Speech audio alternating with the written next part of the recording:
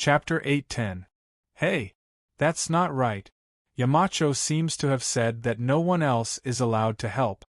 Below the dormitory of Yanhuang Academy, after resting for so long, Li Tai finally recovered.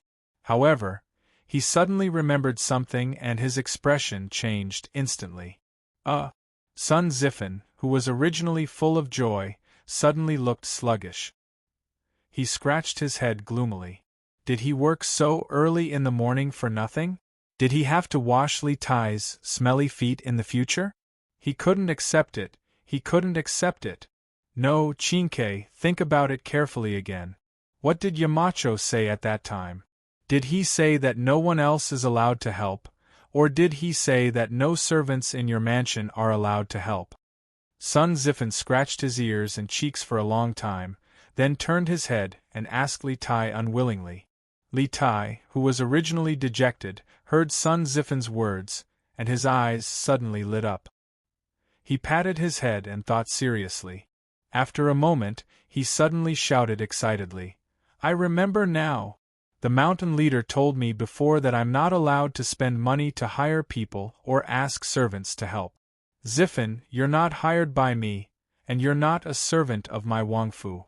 Logically speaking, you should be able to do that." Ha! Li Tai couldn't help but laugh. In the end, he also hoped that Sun Zifen could help him carry water. That's great. Since it's a deal, let's start picking now. This agreement was a win-win for the two of them, so Sun Zifen couldn't wait to make it happen. Zifen, you go first. I'll rest here for a while. Anyway, I only have 2 buckets left. You still have 10 buckets. Li Tai shook his head and said with a long sigh. When Sun Zifen heard this, although he felt a little uncomfortable, in order to not have to wash smelly socks in the future, he would suffer a little loss. Okay. Chinke, you rest first. I'll go get the buckets from the dorm manager. Go. Li Tai smiled and waved his hand. Sun Zifen didn't say anything else and turned to leave. Li Tai leaned against the wall and looked at his back. He suddenly felt that something was wrong. He heard Sun Zifen mutter to himself, F***CK. If we were to seriously calculate this matter, both Sun Zifen and I were at a disadvantage. Not only did they not get anything, but each of them also had to carry 10 buckets of water.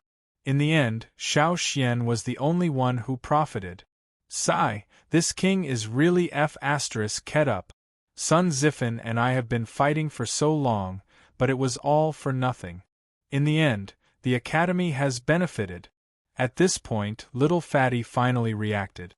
After all this time, neither he nor Sun Zifen had gained any advantage. They had all been tricked by Li Zishuan. But now that things had come to this, what could he say? He could only swallow this loss in silence. Sigh, the facts have proven that little Xian is a fraud. I can't trust him so easily in the future. Li Tai silently labeled Li Zishuan as a fraud in his heart. When it was almost noon, the eastern and western districts of Chang'an City officially opened for business. All the shops, restaurants, and tea houses opened their doors to welcome customers. Even Drunken Immortal Restaurant opened its doors. Yo, Boss Feng, long time no see. I heard that you have been conferred the title of Righteous Merchant by His Majesty. Congratulations! Shopkeeper Lu smiled like a Maitreya Buddha as he spoke to Feng Zhihua, who had just entered. After nearly 5 months, Feng Zhihua once again came to the Drunken Immortal Restaurant. In the past, he was a regular here and would basically come for a meal every 3 to 5 days. The main reason was that he had been delayed for too long this time. Shopkeeper Lu, long time no see. It's all thanks to the Marquis of Yong, and that I went out to sea this time. Otherwise, I wouldn't have received such generous profits and the title of Righteous Merchant personally conferred by His Majesty. Feng Zhihua didn't put on airs. He walked up and cupped his hands with a smile. Although he had lost a group of crew members during this voyage, he still earned at least 100,000 strings of coins after deducting the compensation for the families of the deceased crew members. It was a huge profit. Of course, to Feng Zhihua, the most valuable thing was still the title of righteous merchant conferred by Li Er. It was an unexpected surprise and also something that couldn't be bought with money. Therefore, he was grateful to Li Zishuan for promoting the trade in the south. "Hey, shopkeeper Lu, you have something new here today." Liao Shifan and Zhang Jingyang followed behind Feng Zhihua. Liao Shifan looked at the menu of Strange Taste Pavilion and was surprised to see that there were a few new dishes. Cold century egg tofu, century egg lean meat congee, meteoric success. This is really a new dish. I haven't eaten it before. Alright, I'll serve some of each of these new dishes today. Thank you, shopkeeper Lu. Feng Zhihua raised his head to take a look and said with a smile. No problem. Boss Feng, you guys go ahead and have a seat. The dishes will be ready soon. Shopkeeper Lu said with a smile. After a while, Feng Zhihua and the others served their dishes to the table. Sir, here are the 3 servings of congee with pork and century egg, 1 serving of cold century egg, 1 serving of tofu with century egg, 1 serving of nod chicken, and 1 serving of braised pork in soy sauce. If you have any more orders, please call me. The waiter said enthusiastically as he served the dishes to Feng Zhihua and the others. Feng Zhihua nodded and the waiter left tactfully. Come, Brother Liao, Brother Zhang, try the new dishes of Zuaxian restaurant. Liao Shifan said with a smile. I've eaten meteoric success before, but I've never heard of century egg and lean meat congee or century egg salad. Today, I'll have a good taste of what kind of egg this is. Everyone laughed kindly. Feng Zhihua used a small spoon to scoop up a spoonful of century egg tofu. Because this thing looked cool, he saw that the white tofu was dotted with some black and green. It looked pleasing to the eye. Wow! Fresh, tender, fragrant, and cool. This century egg tofu is amazing. It's a must-have dish for summer. A small spoonful of century egg tofu entered Feng Zhihua's mouth. First, a cool sensation filled his mouth, followed by the freshness of the tofu and the fragrance of the century egg. Feng Zhihua was full of praises. Brother Feng, this century egg lean meat congee is also excellent. I've never thought that thin porridge could be made into such a fancy dish. Zuaxian restaurant is indeed Zuaxian restaurant. The food here is always the best in Chang'an City. Haha. Liao Shifan savored 2 mouthfuls of century egg lean meat congee and praised. Haha. Brother Liao is right. The food of Zuaxian restaurant will never disappoint. This century egg salad is the best in my opinion. Zhang Jingyang had a strong taste and had a soft spot for century egg salad. At this moment, the other diners also came to eat. They also noticed the new dishes of Zuaxian restaurant. When they heard the praises of Feng Zhihua, Liao Shifan, and the other regular diners, they were instantly tempted. Moreover, the new dishes of Wonderful Taste Pavilion were very cheap this time.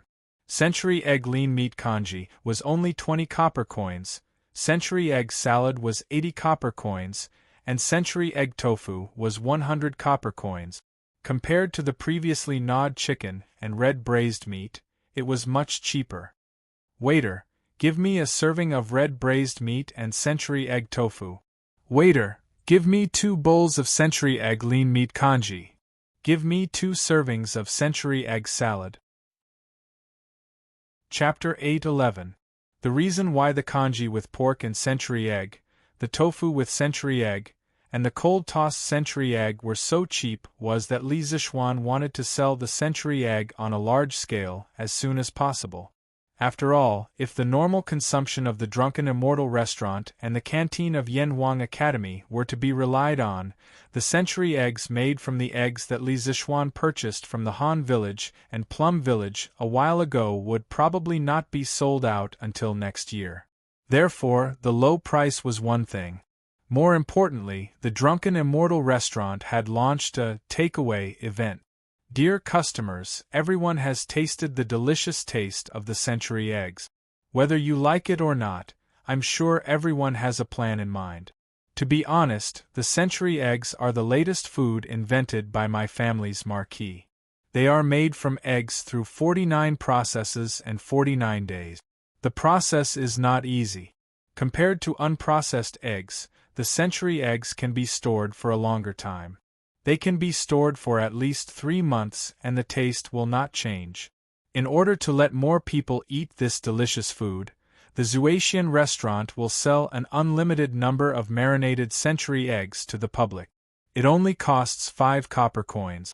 After buying it, you just need to peel it, cut it into pieces, and mix it with seasoning before eating it directly. At the same time, Soaring Success will also provide an unlimited supply.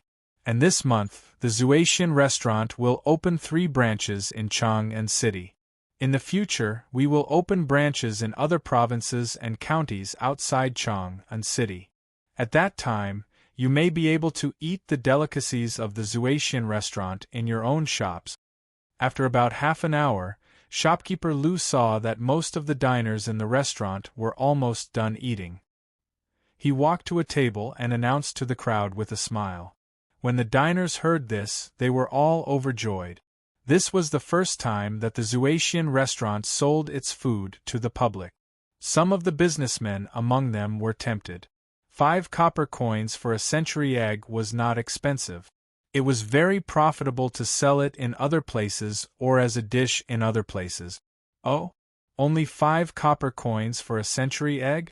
And it can be stored for more than 3 months? Good, good, good. Shopkeeper Lu, please help me pack 100 of them. I'll bring some for my wife to try when I leave later. Feng Zhihua said with a smile. Shopkeeper Lu, pack 100 century eggs for me too.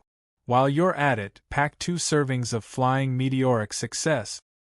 Shopkeeper Lu, pack up 50 of them for me. Drunken Immortal Inn is opening a branch? This was good news. If only it could be open near Chongren Square. At that time, I won't have to come here in a carriage just to eat. Huff, huff. Not bad, not bad. The congee with pork and century egg that Xiaoxian made was really good.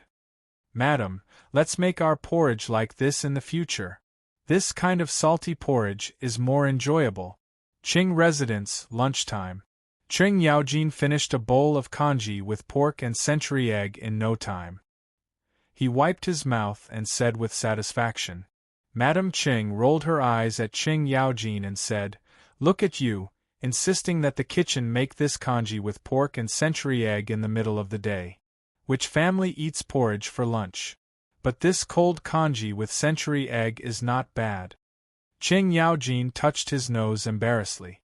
Actually, he couldn't be blamed for this.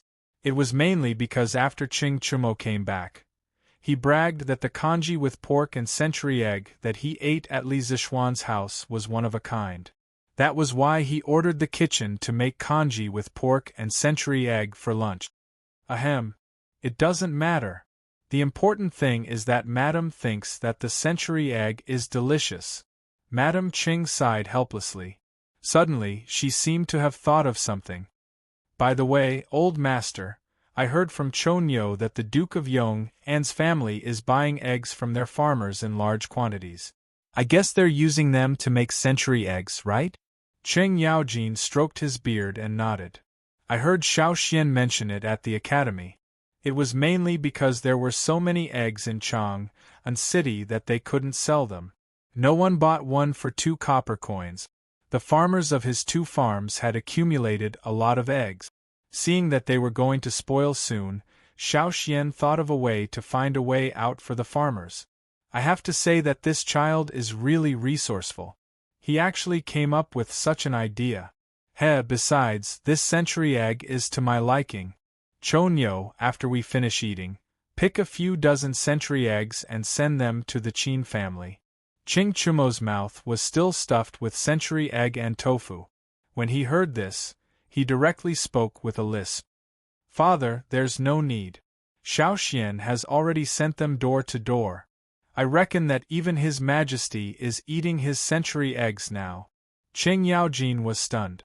Then, he came back to his senses and couldn't help but laugh. This kid is really good at doing business. He's even got ideas on His Majesty? In this entire imperial court, only that old man Wei Jing can compare with him in terms of guts. Madame Ching smiled and didn't reply. She hesitated for a while and said, I just don't know how this child made the century eggs with eggs. They can actually be preserved for such a long time? Old master, the farmers of our farms also have a lot of eggs that they can't sell. Why don't we ask the Duke of Yong on how to make century eggs? When Cheng Yaojin heard this, his expression suddenly changed. He sternly scolded, Nonsense! Foolish! This method of making century eggs is Xiaoshuan's secret recipe. As elders, how can we snatch something from the younger generation? If this gets out, where will I, Qing Jijie, put my old face? You're scheming for a source of wealth. Seeing Cheng Yaojin throw a rare tantrum, Qing Chumo and Qing Chuliang at the dining table quickly put down their chopsticks and quietly sat on the stools without saying a word. Madame Cheng, who was used to being domineering, didn't dare to talk back at this moment. In the end, Cheng Yaojin was the backbone of this family. Usually, Cheng Yaojin wouldn't haggle with her over small matters and would go along with her wishes. However, when it came to major issues, no one in this family dared to refute Cheng Yaojin's opinions. Old master, I didn't say that I want to snatch the Duke of Yong and secret recipe. I'm just asking you if we can cooperate with the Duke of Yong and, after all, our farm is rearing a lot of chickens this year. Madame Ching paused for a moment before opening her mouth to explain. Cheng Yaojin's expression softened slightly. He thought for a moment and said, Don't think about snatching Xiaoshuan's money. Xiaoshuan's winery has already brought us a lot of income. One must be content with what one has. Our family doesn't have to worry about money now. However, Madame's question is reasonable. This old man will go back and talk to Xiaoxian. Let's see if he can buy all of the eggs in our farm. And that's fine too. This year, the farm's grain production has decreased. This way, it can be considered as an additional source of income for the farmers. Madame Ching nodded and said softly. Qing Chumo and Qing Chuliang didn't care about this. When the two saw that their mother had reconciled with them, they lowered their heads and began to eat fiercely. To them, delicious food was the way of the king. Chapter 8:12. Qing Chumo was right. Not only did the Qing family receive the century eggs from Li Zishuan, but the Qin family, Niu family, Yuqi family, Li Jing family, Li Xiaogong family, Fang Xianling family, Zhangsun Wuji family, and Wei Jing family all received hundreds of century eggs and a recipe for making century eggs.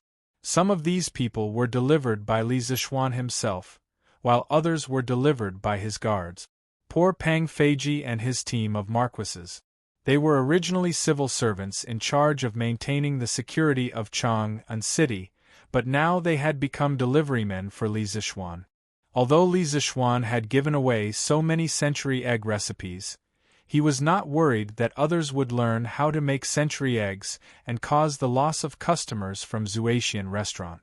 That was because the most authentic way of cooking was always in the hands of Zuaitian restaurant.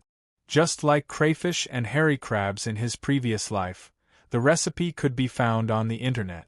But why were there so many people willing to eat in restaurants? Food was not something that could be made delicious just because you knew how to make it. Therefore, not only was he not afraid of others learning, but he also encouraged others to learn. Only when everyone knew how to make century eggs and tasted the delicacy, could his task of promoting century eggs be completed. At the same time, in the palace, the great Emperor Li Er also received the century eggs from Li Zishuan. Of course, Li Er did not receive them personally, but they were sent by Li Chengqian. This century egg tofu is a good dish. It's refreshing and tender. Tell the imperial chef to keep this dish for lunch every day for the next month. Li Er, who was overwhelmed by a pile of troublesome matters in the morning court, suddenly felt refreshed when he ate the cold and refreshing century eggs with tofu at noon. He praised and then turned his head to instruct the palace maid next to him. Yes, your majesty. The little palace maid bowed and slowly retreated.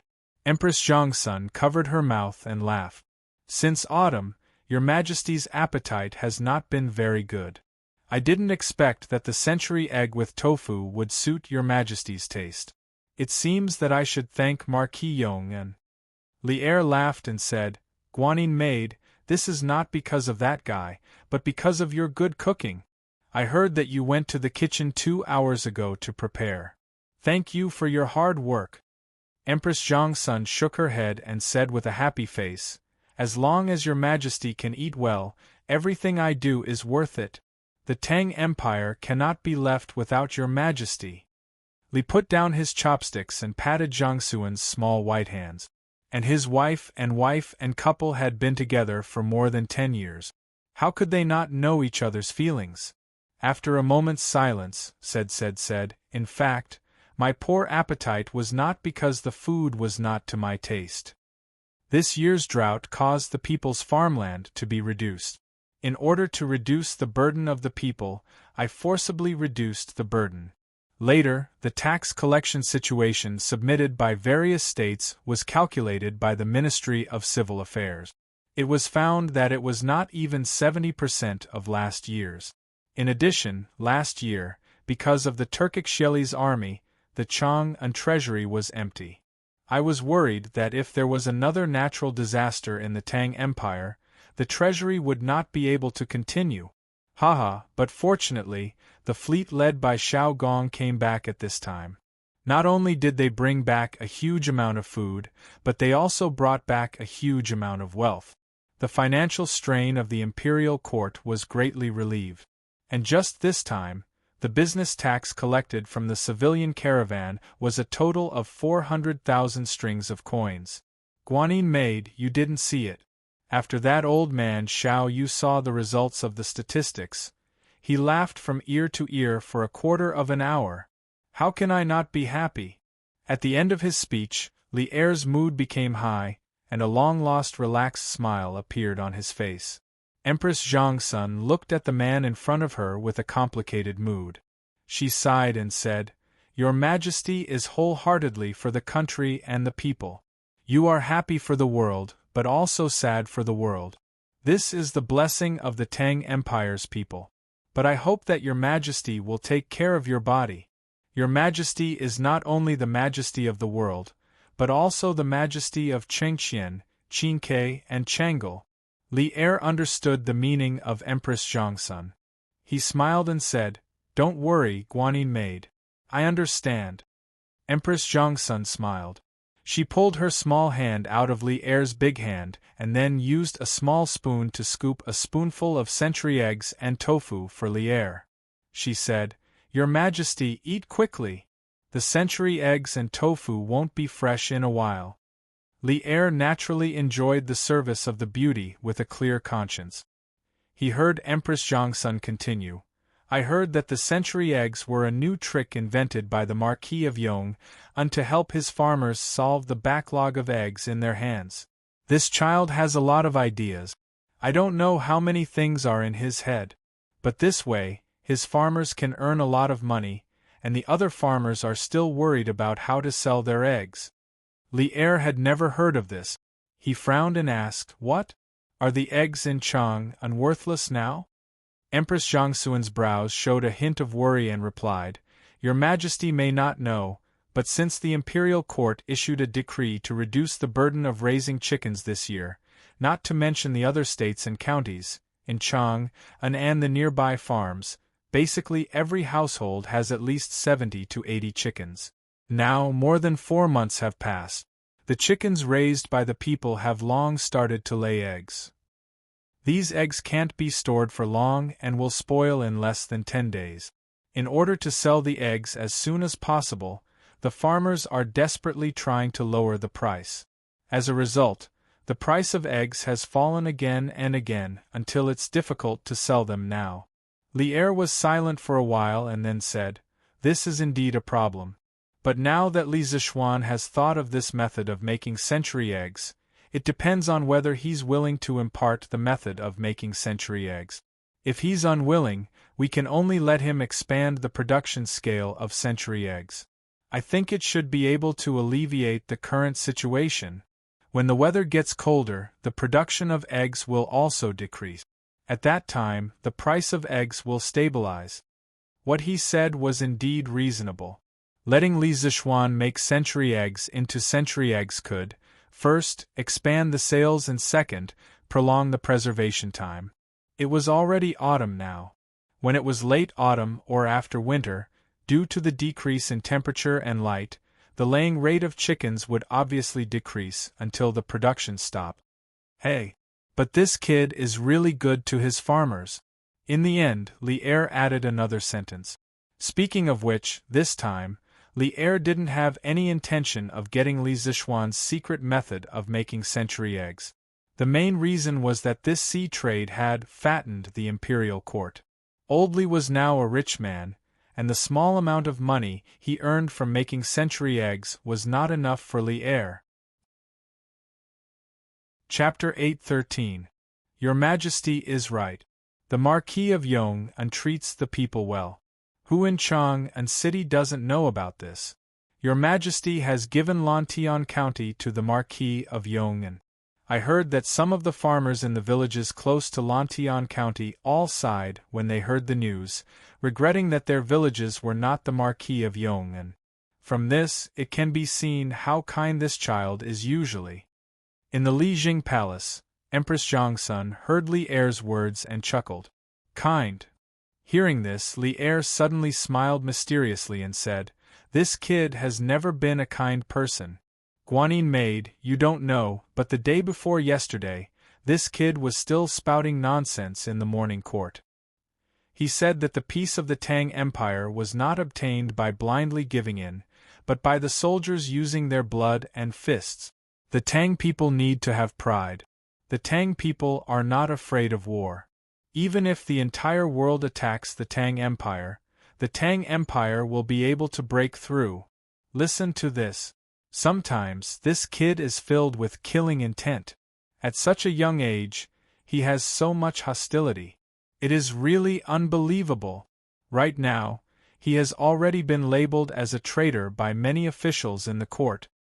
Hearing this, Empress Zhongsun was silent for a while. Then, she smiled and said, This kid's personality is probably what your Majesty wants, right?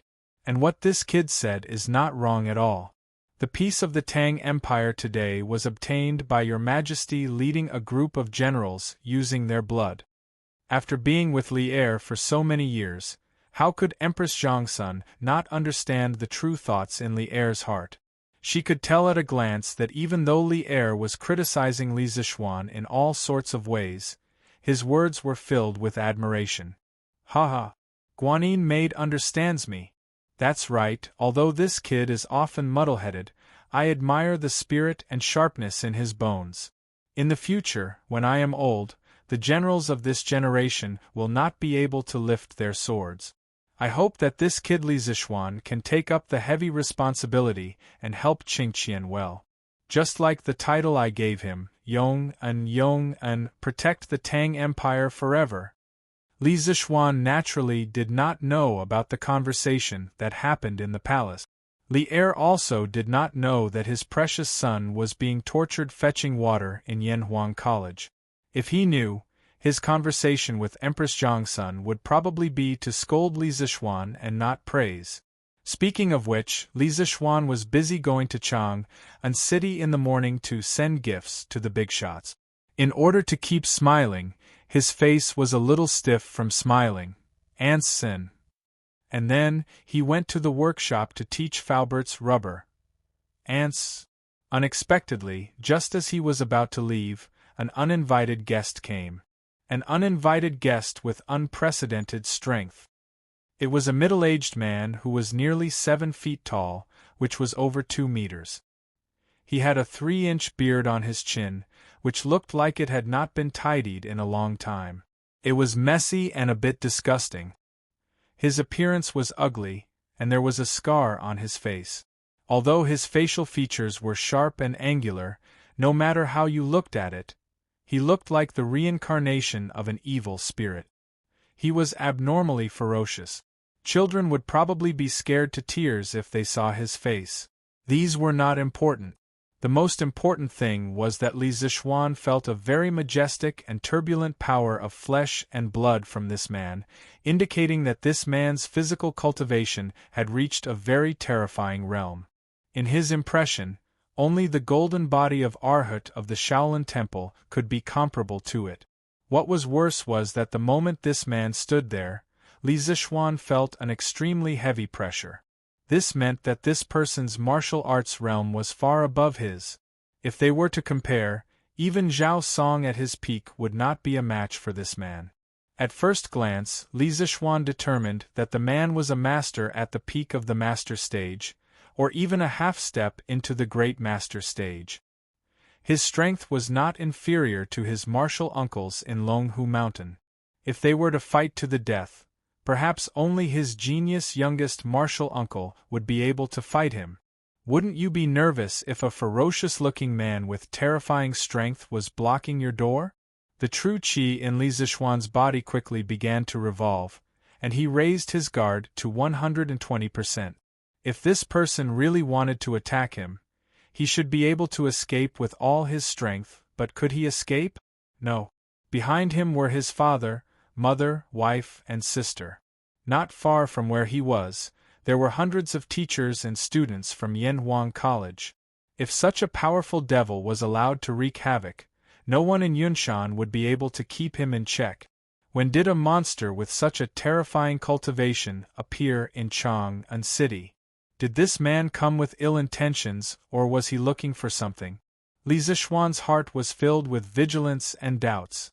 Senior, may I know your honorific name? Why have you come to Yunshan? Li Zixuan stepped forward slowly, saluted and cupped his fists. Previously, Li Zixuan was sizing up the man.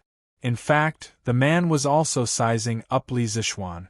At this moment, when he saw Li Zixuan step forward and salute, he narrowed his eyes and smiled instead of answering. You are Li Zixuan, right? The last disciple of Taoist Ling Su of Celestial Master Sect in Longhu Mountain? Not bad, not bad. Little boy, you have guts. You have not disgraced the name of Spiritual Master Ling Su. Li Zixuan's heart moved slightly. This man knew his master? This should be easy to handle. Generally speaking, as long as someone knew his master, they would give him some face. He had to admit that the name of Spiritual Master Ling Su was very useful. Senior, since you know my master, then you are an old friend. Please come in and have some tea. Li Zixuan smiled and tried to get close to the man. After all, it would be best to be friends with such a powerful person, who knew that when the man heard this, he would actually pull out the 4-foot-long broadsword on his back. He casually waved the broadsword and then gently placed it on the ground. The hard cement floor was actually cut open like a piece of tofu. The man laughed loudly and said, "Ha? Junior, I am not here to drink tea. I am here to compete with you. I want to see how much of Spiritual Master Ling Su's teachings you have. If you can win against me, that's fine. If you lose..." This is husband. Coincidentally, at this moment, Han Yushi came out with Madame Li, followed by Li Jingmo and Lan. They must have heard the commotion in the front yard and ran out. Hee, little boy, if you lose, it means that your skills are not good enough. I will clean up the house for Spiritual Master Ling Su. Don't even think about leaving a single person in your yard alive.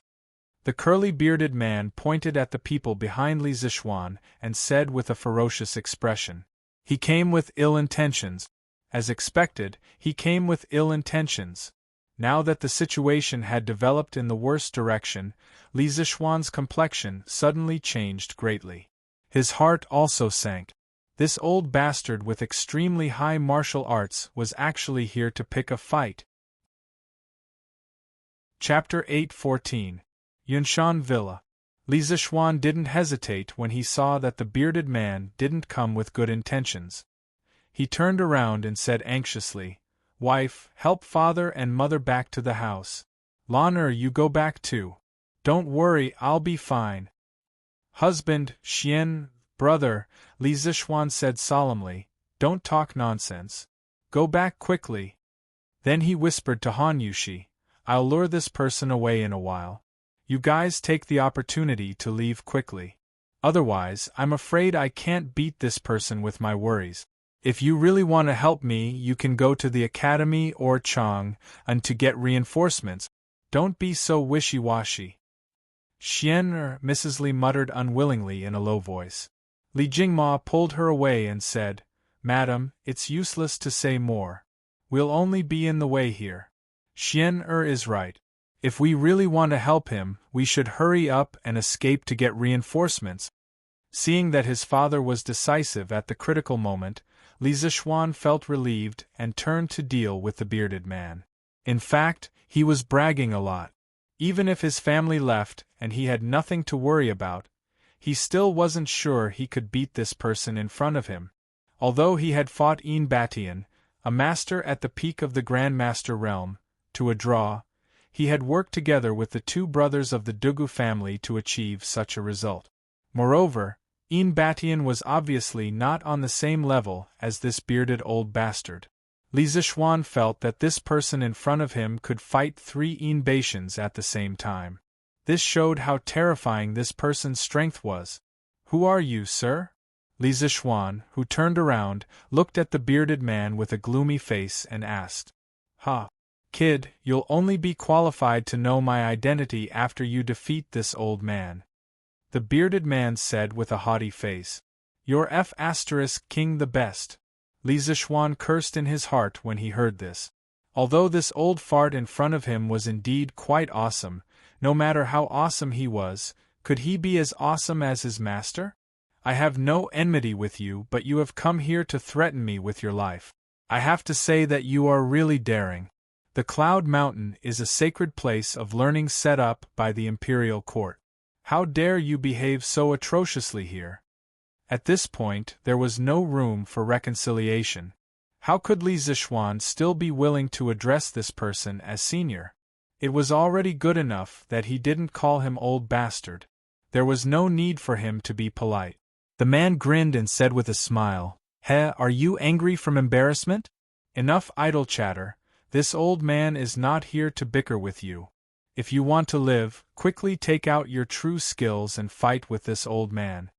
Li Zishuan knew that this battle was unavoidable, so he pretended to look at the burly man with contempt and snorted, Since you want to fight, then this marquis will accompany you to the end. However, since you came to Cloud Mountain to cause trouble, you better think about the consequences. Haha. There's no need for you to say that. This old man knows what to do. The bearded man chuckled nonchalantly. Li Zishuan said in a deep voice, In that case, you wait here. I'll go get the sword. A quarter of an hour later, Li Zishuan brought the burly man to a forest in the south of the Cloud Mountain courtyard. The two stood face to face, and a bleak atmosphere began to fill the forest. Both of them were accumulating power at this moment. Boy, show me what you've got. This old man won't bully you. I'll suppress my realm to the early stage of the Supreme Power Realm and fight with you. If you can beat me, then everything will be fine. If you can't, heh. The bearded man stood about 30 meters in front of Li Zishuan with his hands behind his back and said with a smile. This old man wants to suppress his realm to fight with me? This was really a surprise because if this old man went all out, he really had no chance of winning. However, if they were at the same realm, then it was hard to say. After hearing the second half of the old man's words, Li Zishuan's heart sank again. Although the old man wanted to suppress his realm, he could only suppress the amount of genuine qi, but not his experience and reaction.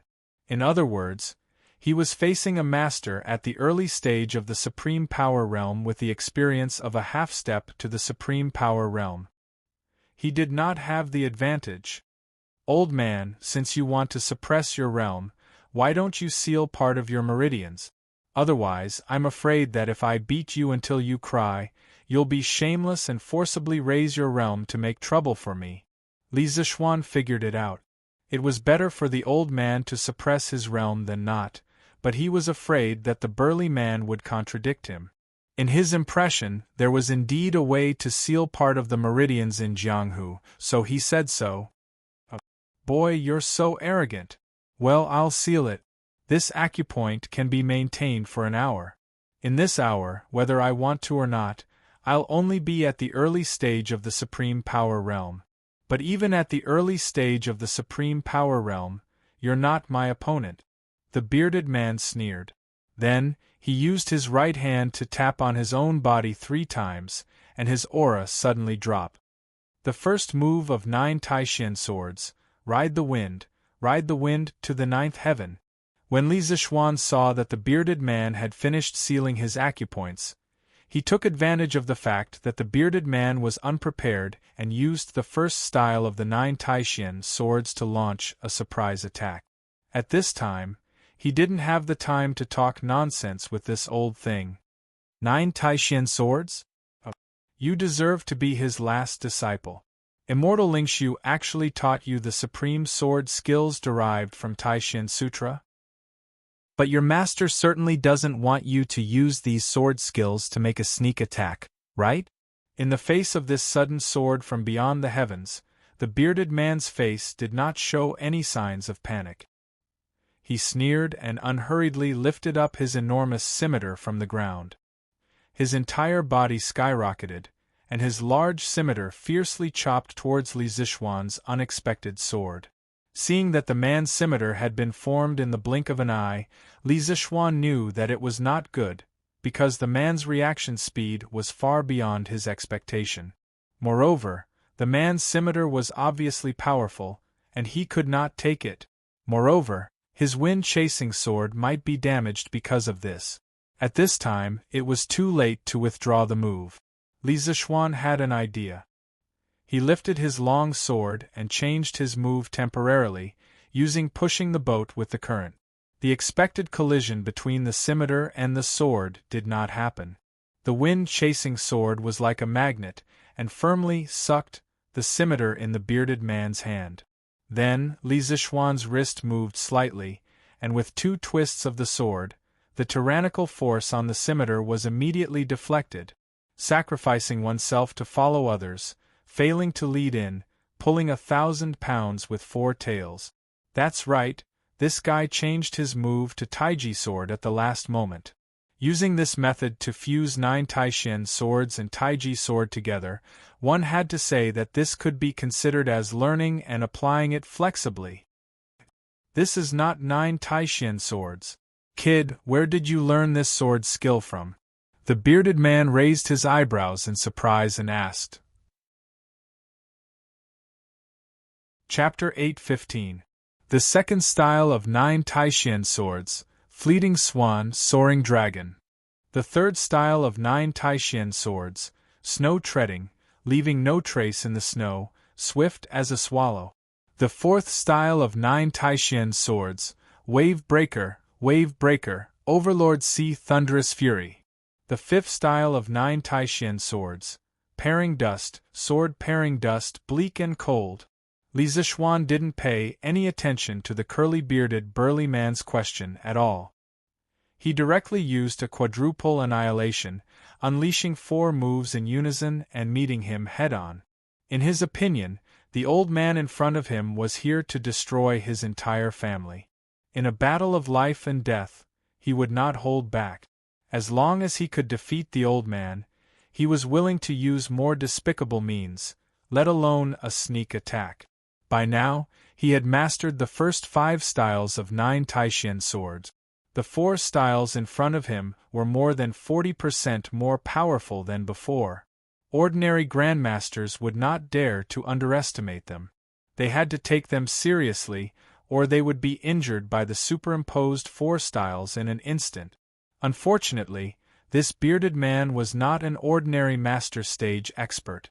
This time, the man did not take the initiative to charge forward. Facing this extremely powerful sword that had been enhanced by the consecutive moves, he closed his eyes. Then, he suddenly took 3 steps to the left and turned around abruptly. He raised his broadsword and placed it in front of his forehead. Clang! The fifth style of 9 Taishan swords, Pairing Dust, had been enhanced by the power of the first 4 moves. Its speed and strength were naturally extraordinary. The most prominent feature of this sword was its explosive power. When the tip of wind-chasing sword came into contact with the bearded man's saber, sparks flew from the intense collision. However, the man's lower body was extremely stable, as though he was a huge tree rooted in the ground, not moving at all. However, due to the inertia of the wind-chasing sword, it was still advancing towards the man's face. The entire sword immediately bent into an arc. The saber in the man's hand also began to deform from the violent collision. If this continued, it would be hard to tell if the saber or the sword would break first. The power can be superimposed. This 9 Taishan swords is indeed something. The bearded man laughed softly. Then, his 2 hands held the 2 ends of the broadsword. Then, he took the initiative to bend the broadsword inwards, gradually turning it into a reverse bow. F***ck, this is bad. In the sky, Li Zixuan suddenly felt that something was wrong, and a deep sense of vigilance rose in his heart. Just as he was about to escape, the curly-bearded burly man suddenly attacked. Kid, go back to where you came from. Li Zixuan saw the bearded man use the saber in his hand as a bow and arrow. He directly rebounded the saber and struck the blade of the wind-chasing sword. Li Zixuan was instantly sent flying along with his sword. Blood Sea Tyrant Saber. How could the bearded man let go of such a good opportunity? He let out a low roar, and his saber moved like a shadow. This saber carried a huge amount of power, and it flew in the direction that Li Zixuan had been sent flying. One advance, one retreat, this was truly unavoidable.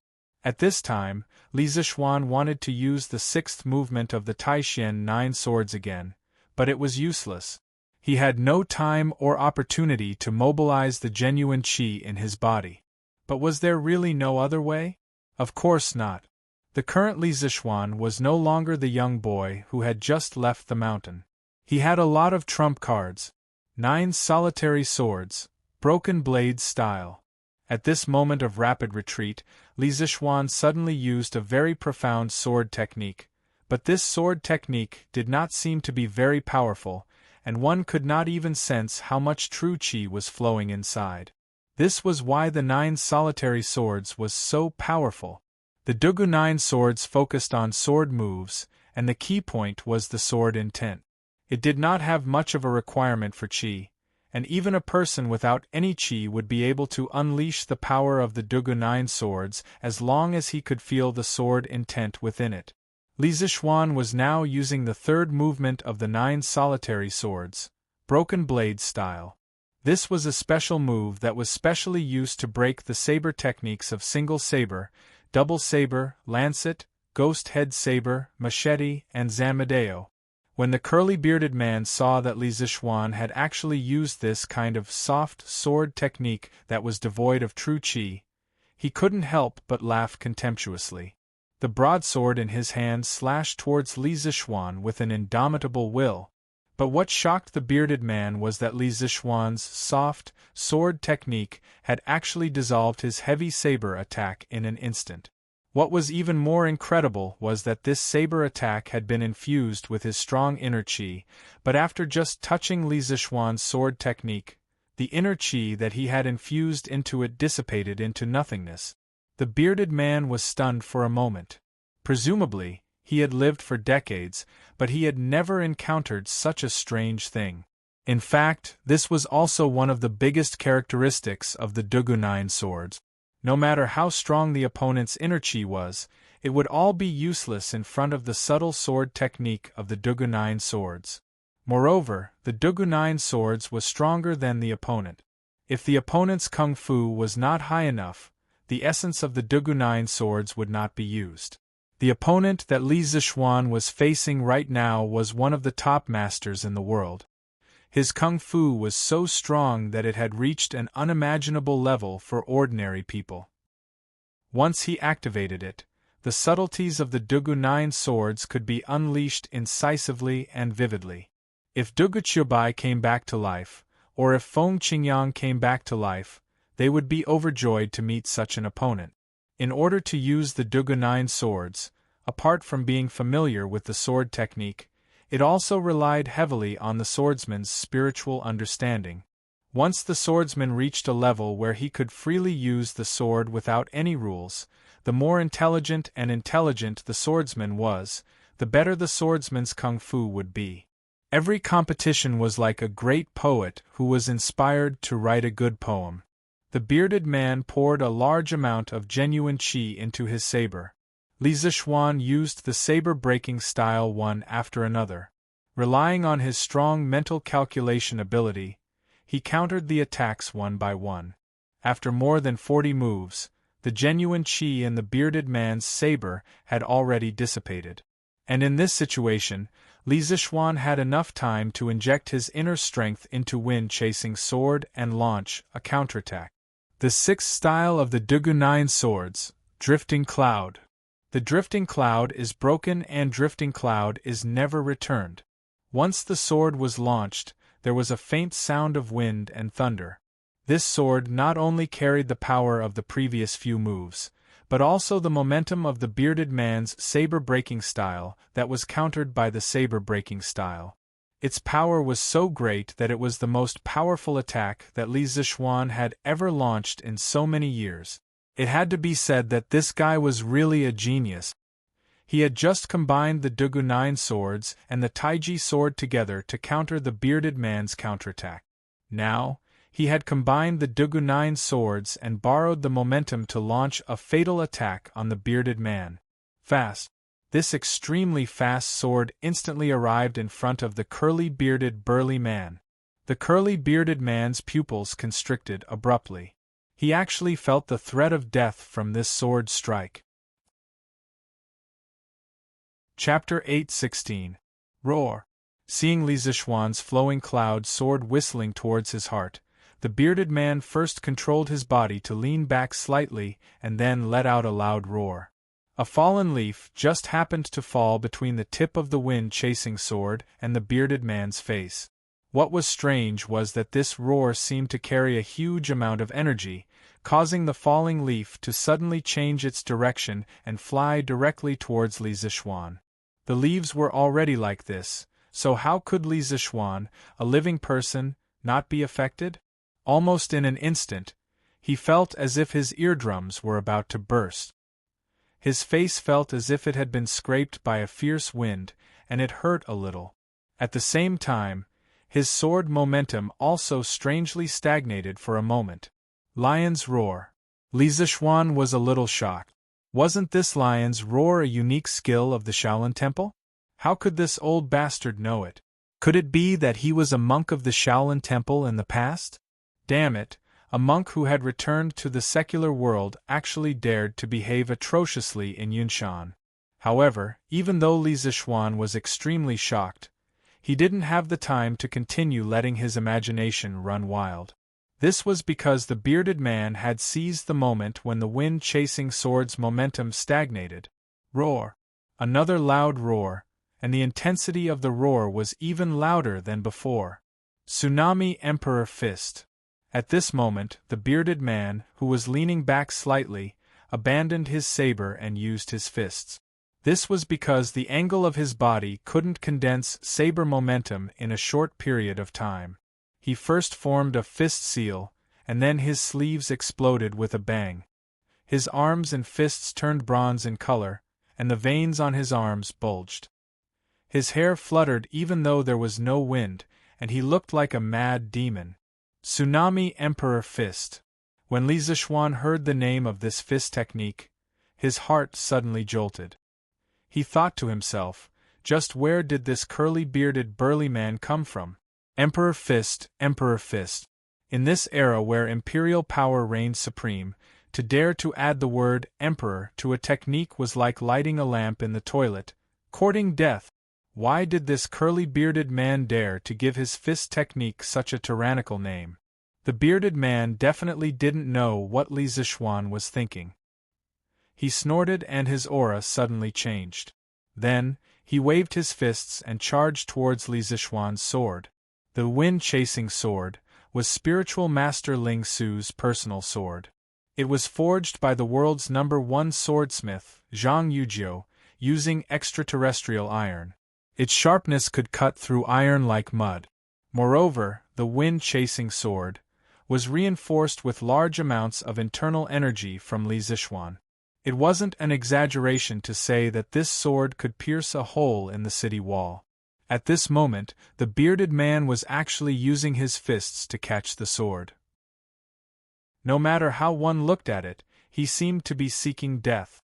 However, Li Zishuan didn't think so. He suddenly realized that something was wrong, but he couldn't figure out what it was. In this split second, the burly man's fists had already collided with the tip of the wind-chasing sword.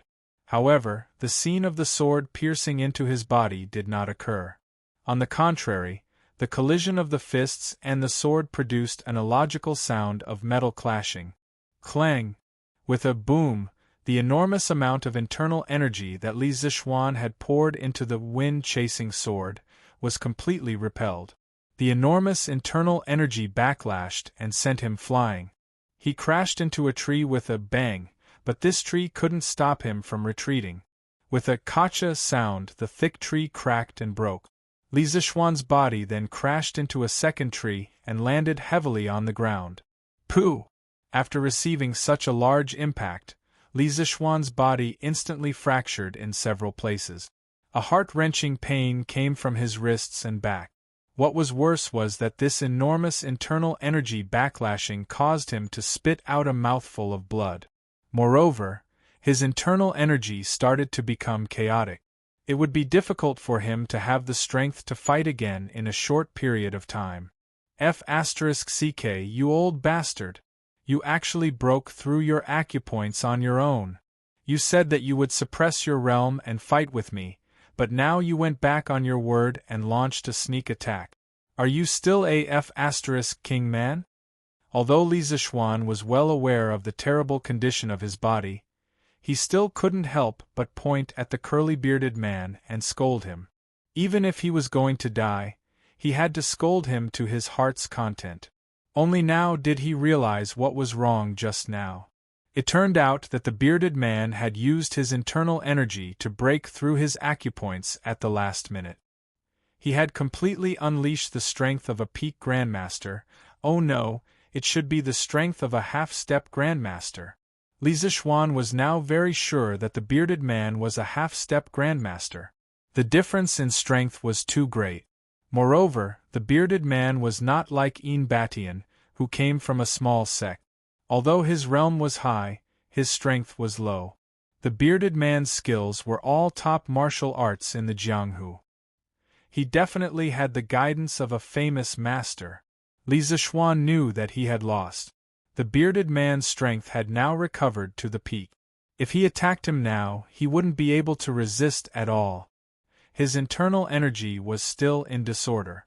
If he didn't immediately sit down cross-legged to recuperate, he would definitely run the risk of qigong deviation. The bearded man had already put away his fist. It was impossible to see how he moved his legs. With a series of movements, he appeared in front of Li Zishuan in an instant. Unexpectedly, in the face of such a good opportunity, he didn't kill Li Zishuan. Instead, his old face turned red. Yes, that's right, his old face turned red.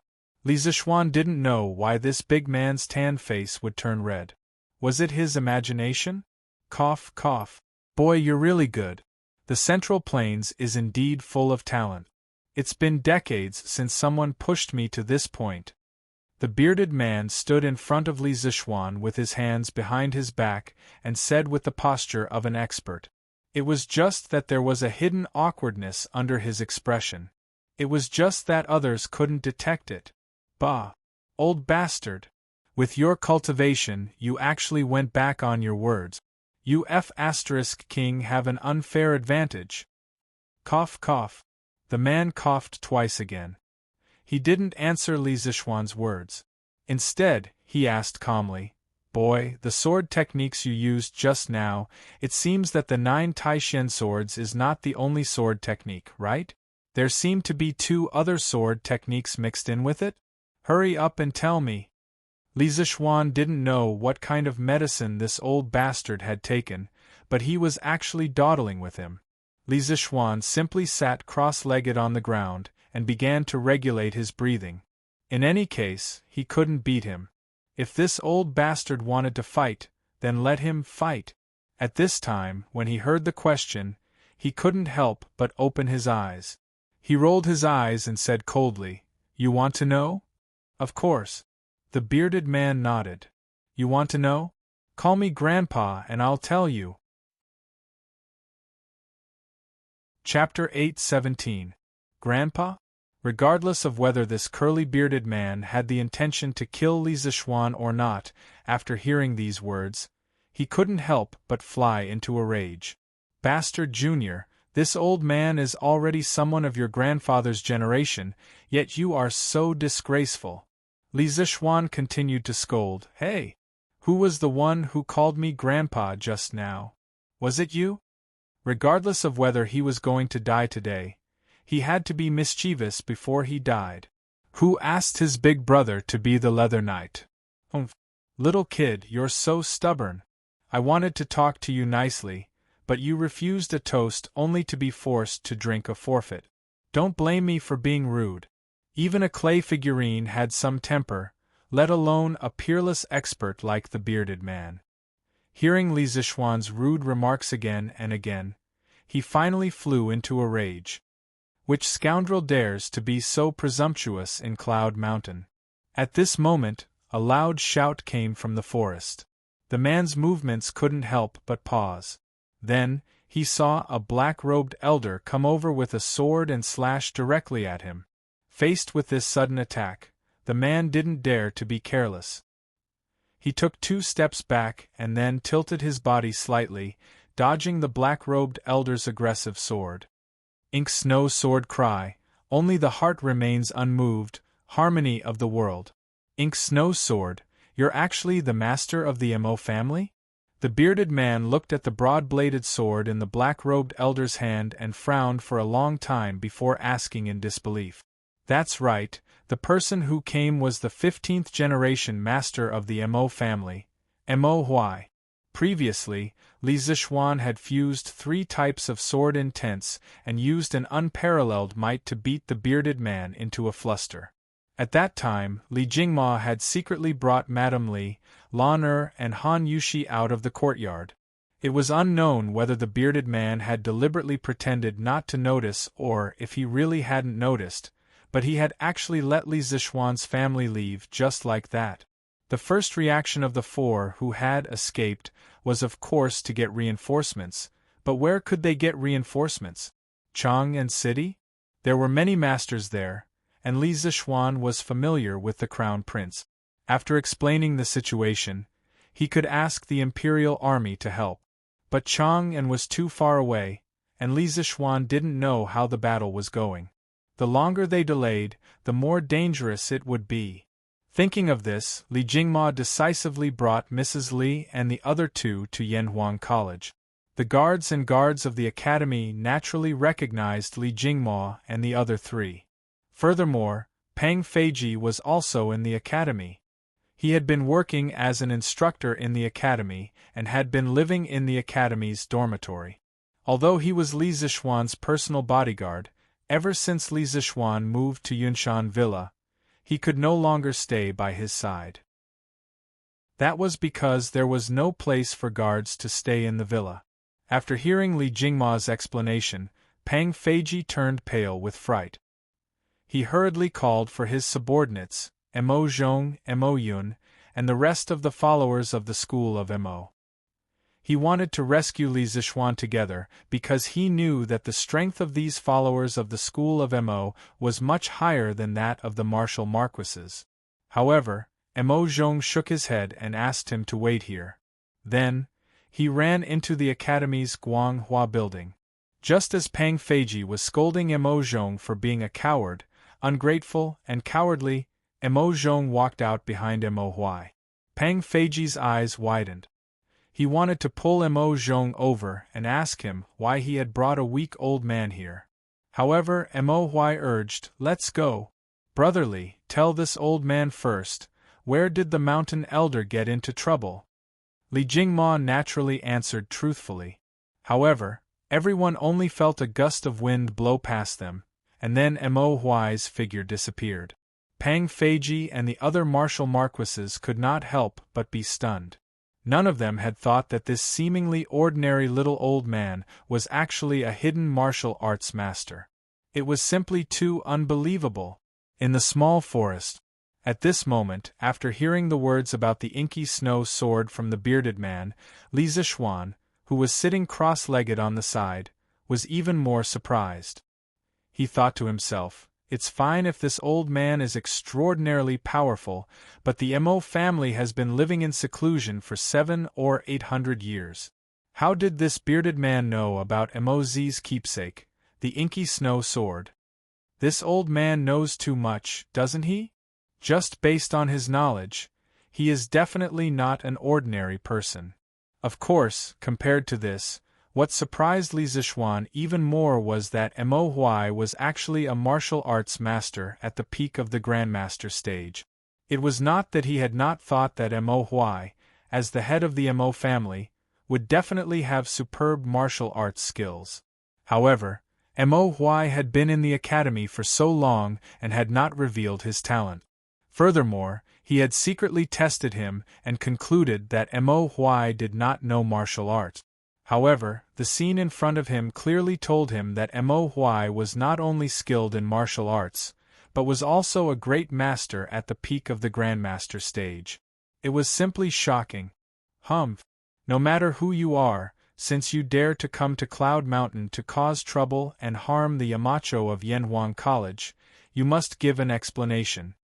Mo Huai was not surprised that his attack missed. He slowly turned around, holding his sword in front of his chest, and looked at the bearded man coldly. The corners of the man's mouth twitched slightly, and he could not help but say, "Nonsense. I just want to. Forget it, forget it. I have traversed the world, why do I need to explain my actions to others? I didn't expect that the Mo family, which had been in seclusion for many years, would suddenly appear. What's more, I didn't expect that the head of the Mo family would actually help a 14 or 15-year-old child on Cloud Mountain. Interesting, really interesting. Li family's brat, this old man has underestimated you. Head of the Mo family, you're not bad. Fight with me for a few rounds. It's been a long time since I had a good fight." Roar! Without waiting for Mo Huai's reply, the bearded man used the lion's roar technique again.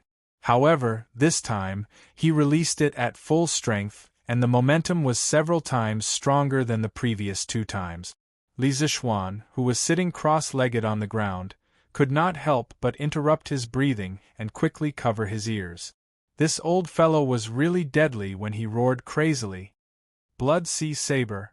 This lion's roar technique was obviously just the bearded man's first move. Immediately after, he leaped to the spot where he had thrown the saber earlier. With a lift of his toes, the saber immediately landed in his hand. Then, he swung the saber, rose into the air and slashed at Mo Huai.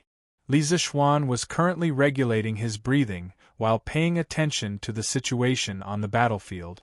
He saw that the bearded man was using the exact same move as the one he had used against him just now, but the difference in power was like heaven and earth.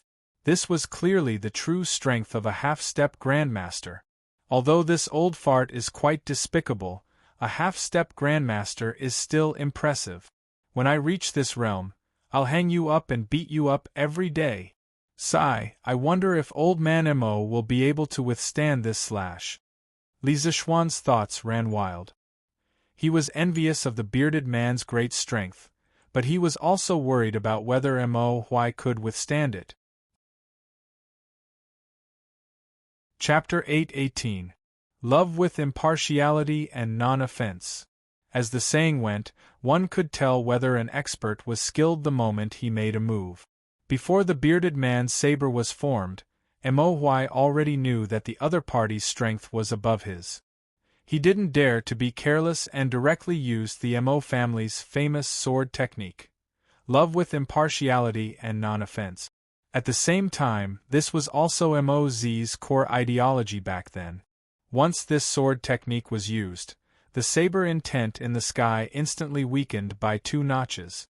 The bearded man frowned slightly, but he still swung his saber and continued to slash at Mo Huai. However, how could the Mo family's famous sword technique be undeserved? When the bearded man's saber was just a foot away from Mo Huai finally moved. No, it should be said that the ink snow sword moved. Clang! The inky snow sword, which was as black as ink, streaked across the air like a black shadow. With a clang, it instantly hit 3 inches above the handle of the long saber in the bearded man's hand at a weird angle. This was the weakest point of the bearded man's saber skill. The bearded man only felt that his heavy saber strike was easily blocked by this old man whose strength was inferior to his own. However, something even more shocking happened. The ink snow sword carried the bearded man's saber. First, it made a 30-degree downward slash, and then directly lifted up. 1 saber and 1 sword, directly slashing, stabbing, at the bearded man's face. This was somewhat like the meaning of Tai Chi, borrowing strength to fight strength. Li Zixuan, who was at the side, was stunned. Love with impartiality and non-offense. So this was called love with impartiality and non-offense. In the Mo family's ideology, non-offense did not mean non-war. It was just against meaningless invasion and slaughter. Those who should not be killed should not be killed, and those who should be killed should still be killed. This was fundamentally different from the Buddhists' foolish theory of not killing. The basis for determining whether to kill or not, attack or not, and fight or not was love with impartiality, heaven's will, bright ghost, and so on. The bearded man was shocked. He hurriedly circulated his true chi and used the strength of a half-step great grandmaster to forcefully shake off the ink snow sword. Clang! The saber and sword clashed for less than a breath's time before they separated. Both of them took 10 steps back. Obviously, they were actually tied in the first round. Good. What an inky snow sword. What a great love with impartiality and non-aggression. The bearded man let out 2 loud laughs before he raised his saber and charged forward. Emperor Tsunami Blade. When Li Zixuan heard this, he almost peed his pants. Wasn't the punch that had severely injured him just now the Tsunami Imperial Fist? How did it become the Tsunami Emperor Blade? What kind of education did this old thing receive? Could it be that he was educated by the sea? Otherwise, why were all his moves related to the sea? Mahist sword art, blood ink galloping. Mo Huai pinched his sword fingers and also used his killer move. When he saw this, Li Zixuan was slightly relieved. He understood that even if Mo Huai couldn't defeat the curly-bearded man, he wouldn't be defeated in a short period of time. Moreover, he could take advantage of this time to quickly heal his injuries.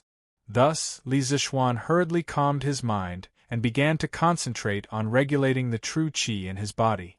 In fact, his previous conditioning had already calmed down the chaotic true qi by 70 to 80%. Now, the main thing to do was to heal the injuries in his body. After about 10 minutes, Li Zixuan finally smoothed out all the true qi in his body, and the injuries on his body were almost healed. He let out a long sigh of relief. When he was about to get up, he suddenly seemed to realize something. What do you mean? Li Zixuan suddenly felt the true qi in his body become restless. It was not as chaotic and restless as before, but a kind of hunger and thirst. Yes, it was hunger and thirst. He had encountered this kind of feeling before. Am I going to break through again? Li Zixuan looked happy. He hurriedly calmed his mind and ran the 6th level of Taishan Sutra with all his strength. The true qi in his body quickly turned into white cyclones and danced happily in his meridians. The 3 sword essences of Taishan 9 swords, Taiji sword, and Dugu 9 swords flashed through Li Zixuan's mind. Today's battle was the first time he tried to fuse the three-sword technique. He also gained a lot. In response to the call of the true qi in his body, all the pores on his body instantly opened and began to absorb the spiritual energy of heaven and earth crazily. There were spirits in heaven and earth, and everything was born. In the past, Li Zixuan didn't think so. But ever since he inexplicably came to the Tang Dynasty of more than 1,000 years ago and inexplicably obtained a body of shocking power, he slowly began to believe that there really was spiritual qi in the world. It was neither fantasy nor cultivation. He didn't know what spiritual qi was, but he was sure that there was such a substance in the air. Human beings couldn't survive without oxygen in the air. But water could carry a boat and it could also capsize it. Without oxygen, human beings couldn't survive for more than 2 minutes.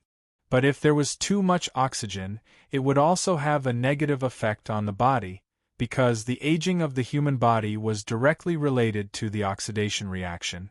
The so-called spiritual qi, could it be a kind of gas in the atmosphere that had the opposite function of oxygen and could make the human body full of vitality? He didn't know why, but Li Zixuan's mind suddenly had such a strange thought. In his previous life, he had seen such a report on the internet. Billions of years ago, oxygen didn't exist in the Earth's atmosphere. This was because oxygen was very unstable and prone to chemical reactions with other substances, such as iron, copper, and other metals, forming rust and verdigris. In today's Earth's atmosphere, there was basically a stable 21% oxygen near the sea level, so this oxygen must have a continuous source. If we look back at the history of Earth, we will be surprised to find that the origin of life had nothing to do with oxygen. The origin of life on Earth didn't rely on oxygen. The general idea of this report was that oxygen was a chronic toxic gas that human beings had to rely on. His argument was mainly that oxidation would cause more and more lipids, proteins, DNA fragments, and other key components of cells to be damaged, and eventually damage the tissues, organs, and even the body's functions. Starting from birth, gradually growing up, and in the process of aging, the oxidation in the body has always been damaging our key components until our body can no longer take it. But at present, human beings haven't been able to find a product that could replace oxygen to prolong life. Oxygen's negative effect on the prolongation of life was still the least. Thinking of this, Li Zixuan suddenly felt his mind clear. He entered the legendary state where he forgot about everything. The amount of spiritual qi in his body was constantly increasing. His hair was moving without wind, and the tattered clothes that were torn in the battle just now also began to dance. It made him look like a celestial being from heaven. There was a spirit in heaven and earth, and he wanted to take the spiritual qi in it. Chapter 8:19. Just ahead. Hurry up. In the forest, Moy and the curly-bearded man were in the midst of a fierce battle when they heard a flurry of footsteps coming from the northwest. The curly-bearded man's expression changed. It wasn't fear in his eyes, but a trace of impatience. Yes, it was impatience. A trace of joy flashed in Moy's eyes because he was not confident that he could hold the man in front of him back if the battle continued. At this time, he glanced at Li Zixuan, who was sitting on the ground, out of the corner of his eye. He was so scared that he almost dropped his inky snow sword. Forgetful? Is Yamacho going to break through again? Moy was really doubting his life at this moment. Li Zixuan's godlike advancement speed had caused the martial arts worldview that he had maintained for so many years to collapse. Huh? Want to leave? Mahist sword technique. Stick to the rules. However, Moy noticed that the bearded man wanted to escape. How could he let him escape? The sword moved with the shadow. Moy waved the inky snow sword like a black whirlwind, covering the area of 1 foot around him and the curly-bearded man without leaving any gaps. Gee! I just don't want to trouble you. Juzi, do you think I'm afraid of these guards? The bearded man sneered and said arrogantly. What if I join in? At this moment, Li Zixuan had already dashed over to them with the wind-chasing sword in hand. Little. You've broken through to the Grand Master middle stage? You're wrong. The bearded man pointed at Li Zixuan in shock at first. Then, he seemed to find something unusual in Li Zixuan, and his shocked expression suddenly turned into confusion. Yamacho, you've broken through? Mo Huai stopped his sword and looked at Li Zixuan. His face was full of surprise and a little complicated. Yes, thank you, Mr. Mo. Li Zixuan politely cupped his fists at Mo Huai. Logically speaking, if it wasn't for Mo Huai's timely arrival today, even if he didn't die, he would probably be beaten up even more. Therefore, he was very grateful to Mo Huai. Of course, what made him even happier was that there was now an additional Grandmaster overseeing Cloud Mountain. In the future, he wouldn't have to be afraid of some Jianghu people coming to the academy to cause trouble. As for him, he could be even more at ease as a hands-off shopkeeper. As for his current realm, he was indeed at the Grand Master middle stage. But in addition, he felt that there was another change in his body. His limbs and bones were full of endless vitality. He didn't know what kind of state it was, but it was very cool. He didn't know if other people at Grand Master middle stage or above would have this kind of change, but judging from the bearded man's expression, it shouldn't be the case. Bang bang bang. While the two of them were talking and the bearded man was still in a daze, Pang Feiji's guards and the followers of the school of Mo from the Yanhuang Academy finally arrived. There were about 40 of them, and the empty space in the forest suddenly became crowded. Yamacho, are you okay? Marquis, how are you? Mo Zhong, Mo Yun, and Pang Feiji hurried forward and asked. I'm fine. Li Zixuan glanced at them and said with a smile. After all, it wasn't their fault that they were late, and he had no reason to blame them. Marquis, is this the assassin? I'll take him down right away. Li Zixuan didn't blame them, but it didn't mean that others would feel at ease. Pang Feiji, of course, blamed himself in his heart. He saw the bearded, ferocious-looking man with a long saber next to him and immediately drew his sword and said. Li Zixuan curled his lip. He wanted to let Lao Pang go up and fight with the bearded man, but after thinking about it, he gave up. Until now, the bearded man's intention was still unclear. It would be bad if Lao Pang lost his life because of this. Stop. All of you stand at the side and watch. Watch how the person who came to Yunshan Mountain to cause trouble is dealt with by me and Mr. Mo. Watch carefully and learn well. If anyone comes to the mountain to cause trouble like him in the future, you will do the same. Do you understand? Li Zixuan stared at the bearded man, but his mouth was speaking to Pang Feiji and the others behind him. Yes, Marquis. Although Pang Feiji was unwilling, he still obeyed the order. These few days, the military training wasn't only for the students of Yanhuang College, but also for the instructors. Therefore, he understood that it was the duty of a soldier to obey orders. Oh, right, send someone back to the academy and call all the students who are still in the academy over. Let them come over and watch. No matter how powerful they are, there is only one outcome for them if they come to Yunshan Mountain to cause trouble. That is, they will be beaten up until their mother, oh, even their mother, can't recognize them. Let them know that the academy has the ability to protect their safety. Li Zixuan instructed Pang Feiji again. He had just broken through and was a little arrogant. Of course, he did have the right to be arrogant. Previously, he was able to force the bearded man to break through his acupoints by force with the 3 supreme sword technique. Although the bearded man's strength had returned to half-step to Great Grandmaster, the situation on the battlefield was no longer the same as before. Now that his realm had increased by 1 level, and he had the help of Mo Huai, a master who could exchange dozens of blows with a half-step Great Grandmaster, he was confident that he could defeat the bearded man. Yes, Marquis. I will send someone back to the academy to gather the students now.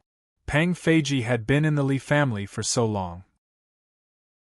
He knew that Li Zixuan was going to start showing off again, although he didn't know what that meant. He quickly responded, "Humph. Junior, do you think that you can defeat me with just the two of you?"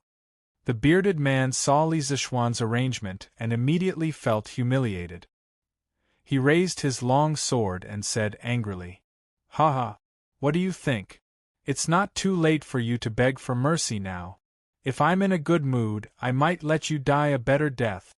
Li Zixuan said happily, "Humph. What's the point of being all talk? Let's see who's the real deal." The bearded man said with a dark face. His face was already dark, but this made it even darker.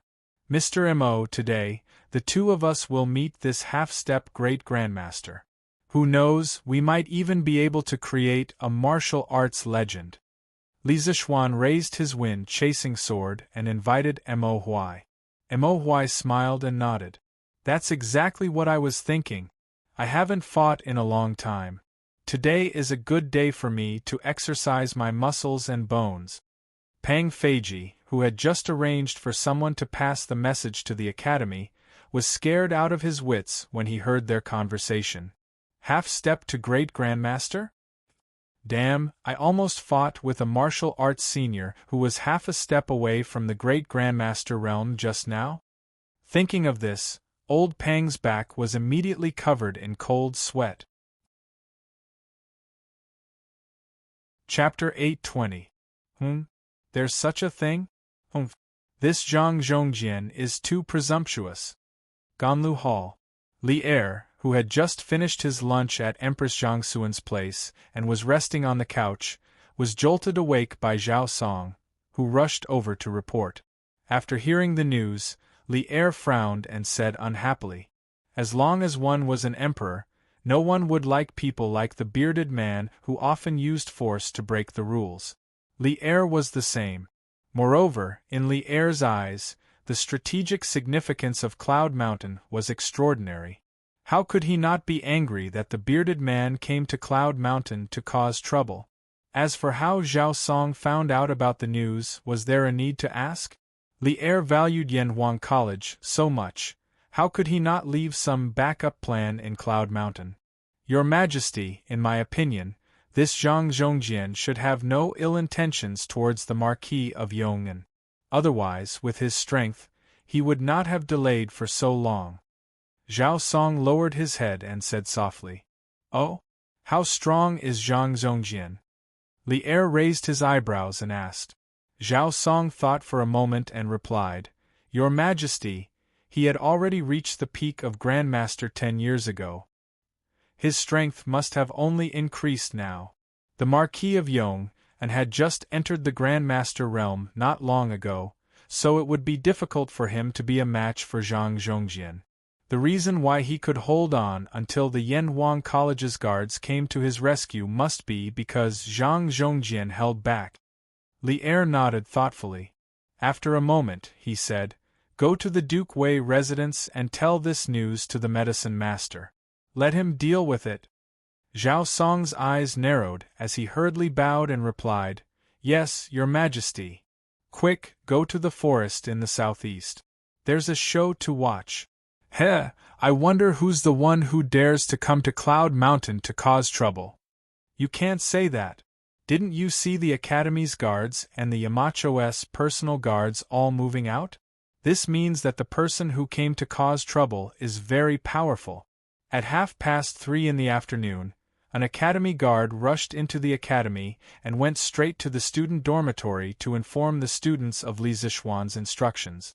The students were excited to hear the news, and the entire dormitory area was in an uproar. On the other hand, Li Tai and Sun Zifen, who had just finished fetching water and were lying in the dormitory like two dead pigs, were dumbfounded. "What is it? Why is it so noisy outside?" Li Tai, who wished he could spread all the meat on his body on the bed, heard the commotion outside. His body remained motionless, but his mouth muttered. It wasn't that he didn't want to move, but he was too tired to move. In the morning, he only needed to carry 2 more buckets of water, but Sun Zifen was too slow, so he shamelessly begged him to carry 2 more buckets. In this way, he had carried a total of 12 buckets. It was good enough that he was still breathing. From what they said, it seems that there is a commotion outside the academy, and it has something to do with the Yamacho. Chinke, should we go and take a look? Although Sun Zifen was also very tired, he was not as tired as Li Tai. Firstly, his physique was much better than Li Tai's, and secondly, he only carried 8 buckets of water in the morning. Therefore, this fellow still had the strength to stand up and open the door to look outside. I'm not going. What's there to look at? I want to rest. When Li Tai heard this, he refused without hesitation. Sun Zifen didn't persuade much. He went to the inner room to drink 2 mouthfuls of water and went out directly. After waiting for a long time, he didn't see him come back. Li Tai couldn't help but scold this guy for not being loyal. He said he would leave. Who knew that at this time, Sun Zifen actually came back? Humph! Why are you back again? Li Tai glanced sideways at Sun Zifen and snorted. In fact, the little fatty's mood was obviously much better after seeing Sun Zifen come back. Ah? What do you mean by back again? I didn't even leave, okay? Sun Zifen looked at Li Tai strangely and then said excitedly, Hee Chinke, I just went out to ask an instructor for information. There is really a big commotion in the forest southeast of the academy right now. The Yamacho and Mr. Mo are working together to fight against a Jianghu master. Let's go and take a look. If we're late, we won't be able to see anything. Taiji Sword Technique 19th Move. Green Dragon out of water. Taiji Sword Technique 23rd Move. Rock Spreading Wings. Dugu Sword Technique. Breaking Sword. Taishian 9 Swords First Move. Riding the Wind. Riding the Sword to the 9 Heavens. Mahist Sword Technique. Painting Border Mozho. Mahist Sword Technique. Regular Mozho. In the forest, Li Zishuan and Mo Huai were carrying out an all-round firepower suppression on the bearded man. He was mainly attacking while Mo Huai was defending. In the past, Moz had spent his entire life trying to stop wars between countries. His dream was to stop wars. Therefore, the Mahist sword technique that he created was mainly based on love and non-offense. Although its attack power was not outstanding, in terms of entanglement and harassment, there was absolutely no sword technique that could surpass it. Therefore, under Li Zishuan's entanglement, the bearded man was simply exhausted. Every time he made a move, he would be severely restricted, as if he was trapped in a swamp. This created an excellent space for Li Zishuan to attack. And Li Zishuan did not disappoint. The full attack version of Taiji sword combined with Taishian 9 swords and Dugu sword technique was frightening. Even he himself was not willing to face such an attack. In a short 15 minutes, the bearded man's clothes were torn with dozens of small holes of different sizes and shapes. There were also traces of blood on them. Obviously, he had suffered many injuries in this battle. Although they were not fatal, a half-step to Great Grandmaster like him had been injured on Yunshan Mountain. This was enough to shock many people. After all, in this era where Great Grandmasters were declining, a half-step to Great Grandmaster was already considered the top martial force in Jianghu. The shadow of the sword flew, and the light of the sword flashed. This was a feast for the eyes. At the same time, it was also an excellent learning opportunity for Pang Feiji and the rest. After all, the world was at peace now. Such a top martial force duel was really something that could only be encountered by chance. Stop, stop, stop. Li Zishuan, stop. I am Zhang Zhongjian. Today, I am only here to test your martial arts. You can stop now. No one would have thought that the previously majestic and insufferably arrogant bearded man would actually call for a stop at this moment. He even introduced himself and the purpose of his visit. No matter how one looked at it, it seemed as if he was admitting defeat. Zhang Zhongjian? Li Zixuan was still using his sword, but his mind was spinning rapidly. He felt that the name Zhang Zhongjian was very familiar. Feng Chun, 3 heroes, Zhang Zhongjian? While Li Zixuan was deep in thought, Mo Huai, who was beside him, stopped his sword and asked. Although the Mo family had been living in seclusion these years, they had always been paying attention to the major events in the world. Chapter 8:21. Yes, yes, yes, it's me. The bearded guest was on the verge of tears. To think that he, an expert of the 4 seas, the great island master, would actually be defeated in a small place like Cloud Mountain. Furthermore, he even took the initiative to admit defeat. If this happened 2 hours ago, he wouldn't have believed it even if he was beaten to death. However, he had no choice but to admit defeat. From the start of the battle until now, the more he fought, the more unbearable he felt. After all, the combination of Mo Huai and Li Zixuan, one defending and one attacking, was really a bit of a bug. He felt as if his hands and feet were tied up and he was at the mercy of others. The most frightening thing was that the more he fought, the more his vital energy depleted. On the other hand, Li Zixuan fought more ferociously as if the vital energy in his body would never dry up. It was really unimaginable. If this continued, he might really end up like what Li Zixuan said earlier. He would be beaten to the point where even his own mother wouldn't be able to recognize him. How could this be? As the island master of the 72 islands, Zhang Zhongjian also wanted his face, all right? Hence, he took the initiative to reveal his identity. Actually, the reason why Li Zixuan was getting more energetic the more he fought was mainly because of his previous breakthrough and enlightenment. More accurately, it was related to the heaven and earth spiritual energy that he had just captured. He had already named the unknown gas in his body as heaven and earth spiritual energy. Although he didn't know how to use heaven and earth spiritual energy, this thing in his body could make his limbs more flexible and full of energy. Furthermore, during the battle, every sword move he released would consume less vital energy than before. According to Li Zixuan's understanding, the so-called spiritual qi of heaven and earth was like the lubricating oil in a machine. With the lubricating oil, the friction between the various parts of the machine would be reduced. When the machine was operating, under the premise of doing the same work, the consumption of fuel would be less. Similarly, he was now in a very fuel-efficient state. His endurance time was longer than the bearded guest's. This could be considered his unique trump card. It was very difficult for others to reach his level of achievement, because no one understood the qi of heaven and earth better than him, and no one was more scientific than him. At this moment, Li Zixuan, who was in the middle of the battle, couldn't help but be shocked when he heard the conversation between the two. Zhang Zhongjian, the curly-bearded guest. This legendary hero, who had left his mark on the great Tang's history, had actually been defeated by him? Oh my God, why is this so unreal? Of course, Li Zixuan had heard of the bearded man's story in his previous life. There was even a period of time when he regarded him as his idol.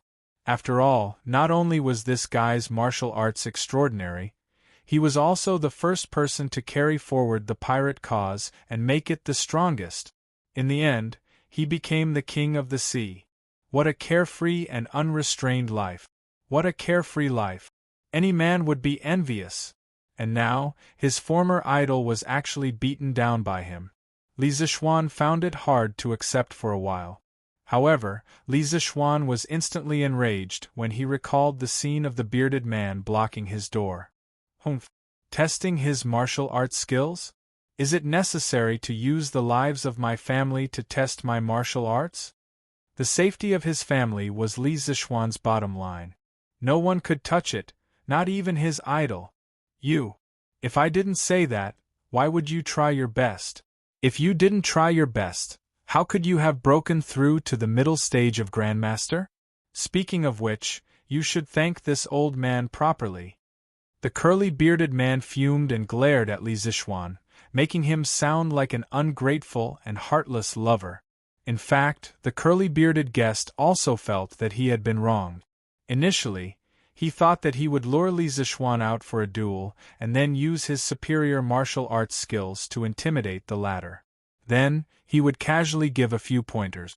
Li Zixuan would be so grateful that he would shed tears. Then, he would bring up the matter of the sea map. Wouldn't that be a sure thing? Who would have known that the final outcome would be like this? All the actors didn't follow the script. Even if I want to improve my martial arts skills, I don't want to use such a method. Li Zixuan didn't appreciate it at all. In the end, it was the curly-bearded guest who had blocked the door to start the duel and threatened his family's lives that had buried a thorn in his heart. If he didn't take the opportunity to remove it, it would be difficult to resolve the hatred in his heart. As soon as he finished speaking, the 30-second move of the Taiji sword technique, White Tiger grabs the tail, smashed fiercely toward the curly-bearded guest. Kid, don't push your luck. Otherwise, don't blame this old man for being impolite. He was humiliated by a 14 or 15-year-old junior. It would be a lie if the curly-bearded guest said that he wasn't angry. However, when it came to fighting, was it really useful to be angry? He was just angry because he was powerless. So what if you're impolite? This old man will still hit you. Li Zixuan snorted coldly and continued to press forward. Seeing this, Mo Huai hurriedly used the Mahist sword technique and rejoined the battle. Wow! There really are martial artists who came to Cloud Mountain to cause trouble. Damn! Mr. Mo is actually a martial arts expert? This is unbelievable. Yeah. I didn't expect the usually gentle and weak Mr. Mo to be so powerful. Looks like I'll have to study hard in Mr. Mo's classes in the future. Otherwise, who would be able to withstand this attack? At this moment, the Yanhuang College students who were watching the show finally arrived.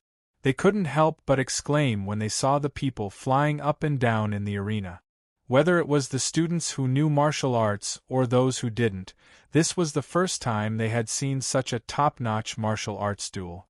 Therefore, most of them felt that it was very novel. I've heard that Yamacho was a martial arts expert before. Now that I've seen it with my own eyes, it's really amazing. Yeah. Look at that bearded guy. He's being beaten up so badly by Yamacho that he can't even tell north from south. Yamacho is mighty. Yamacho is mighty. Although many of the students didn't quite understand, they could still see that Li Zixuan had the upper hand. Therefore, they cheered in private. Huff! We're finally here. At this moment, Li Tai and Sun Zifan finally caught up with them. Perhaps because they ran too fast, the two of them were panting a little. Wow! Chinke, look! Mr. Mo and Yamacho are fighting together.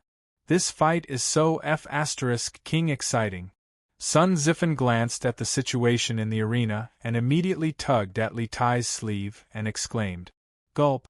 Needless to say, Li Tai also noticed the three people fighting fiercely in the arena.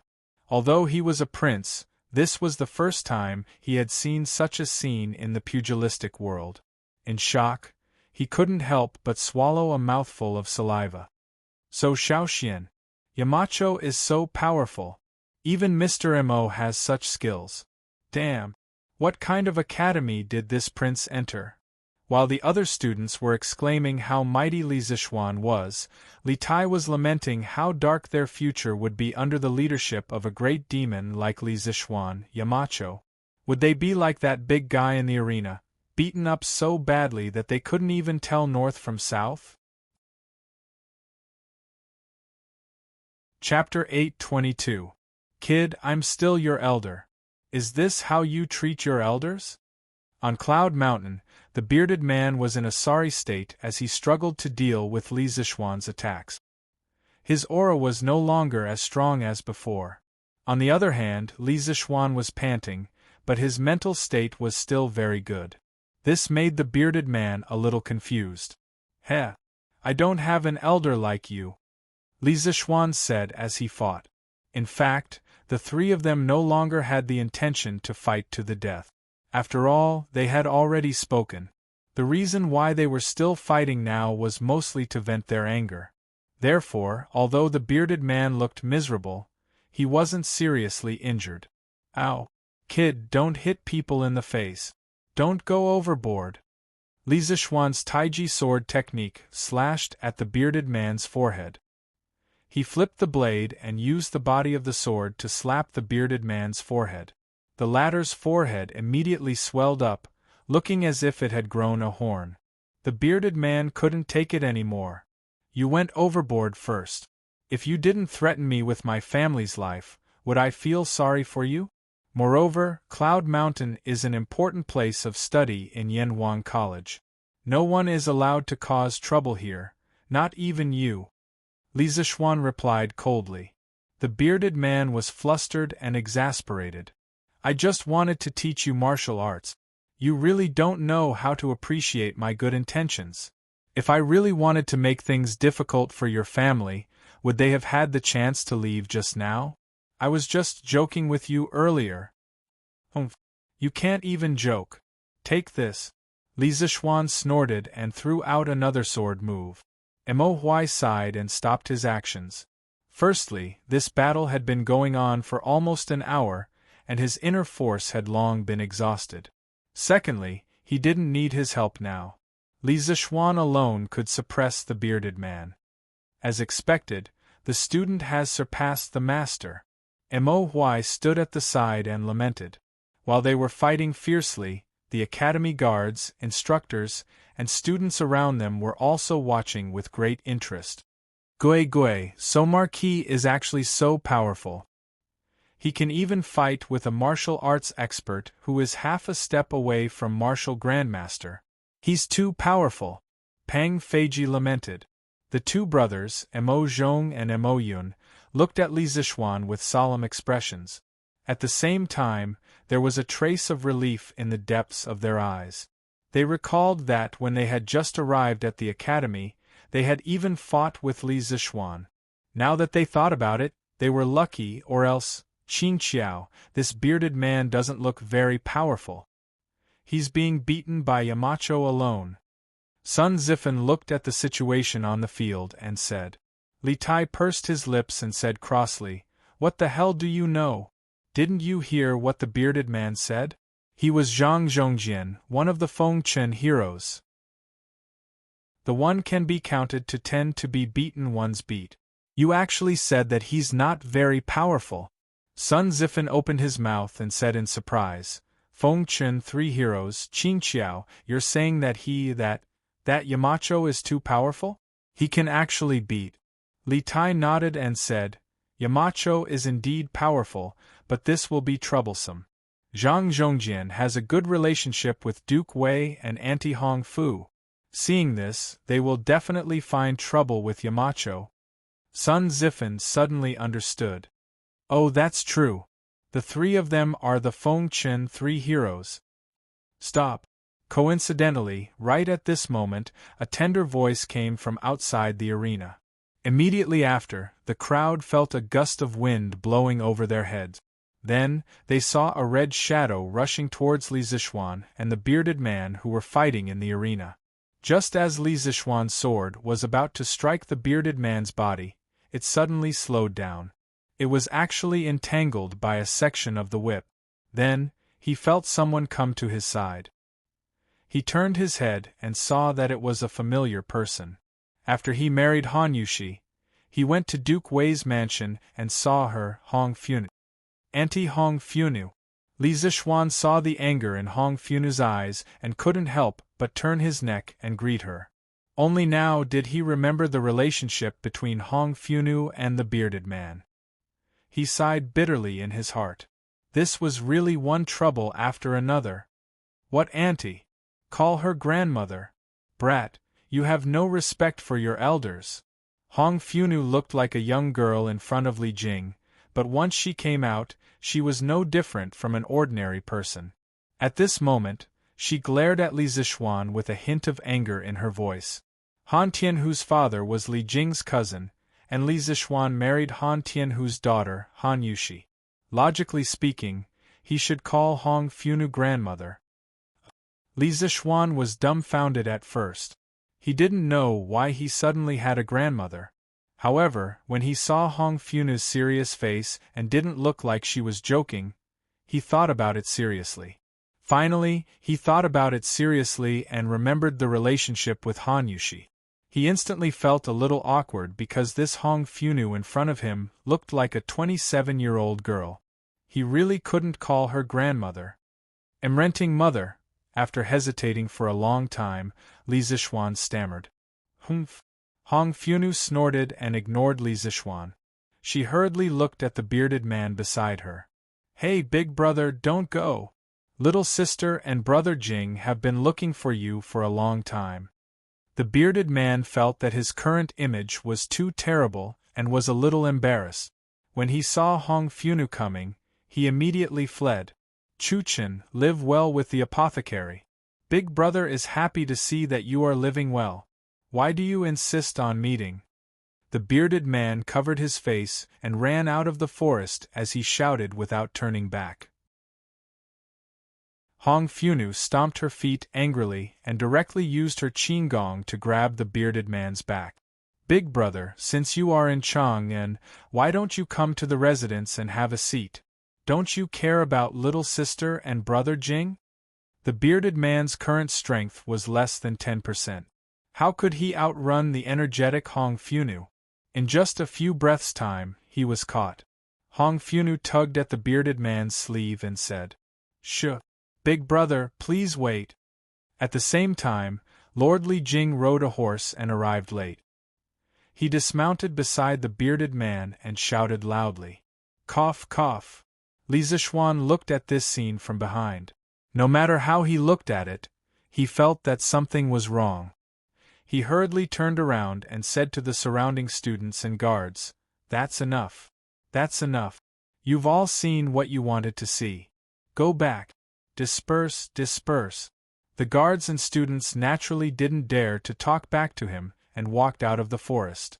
Li Tai smiled sinisterly at Sun Zifan in the crowd and said, "Hee, I was right, right? Yamacho is in trouble now. If Duke Wei came alone, it would be fine. But now that Aunt Hong Funu is here, tsk.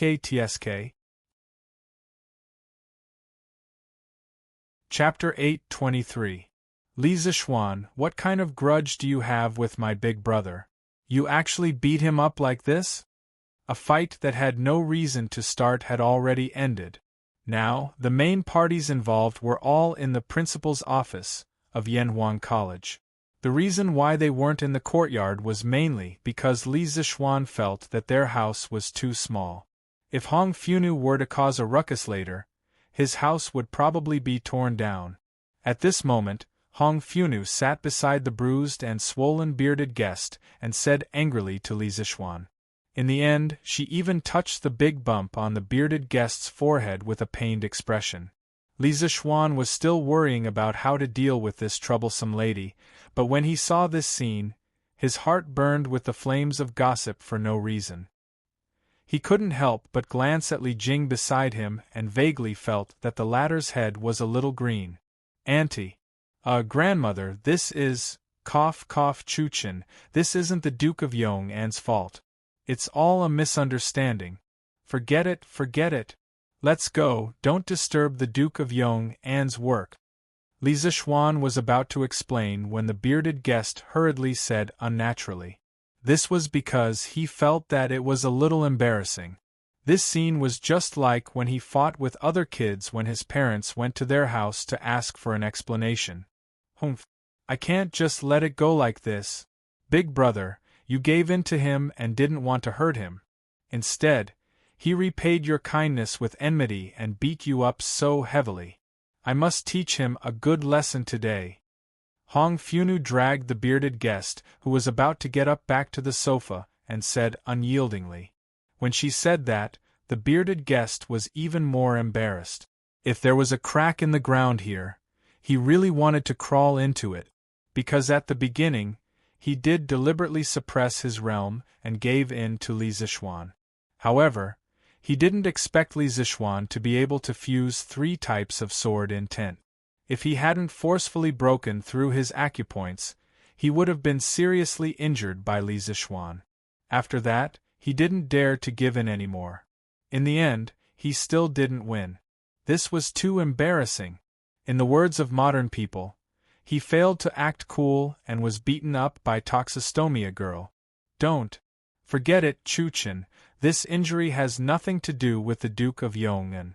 It's, Did that mean the Mo family's big son could beat him?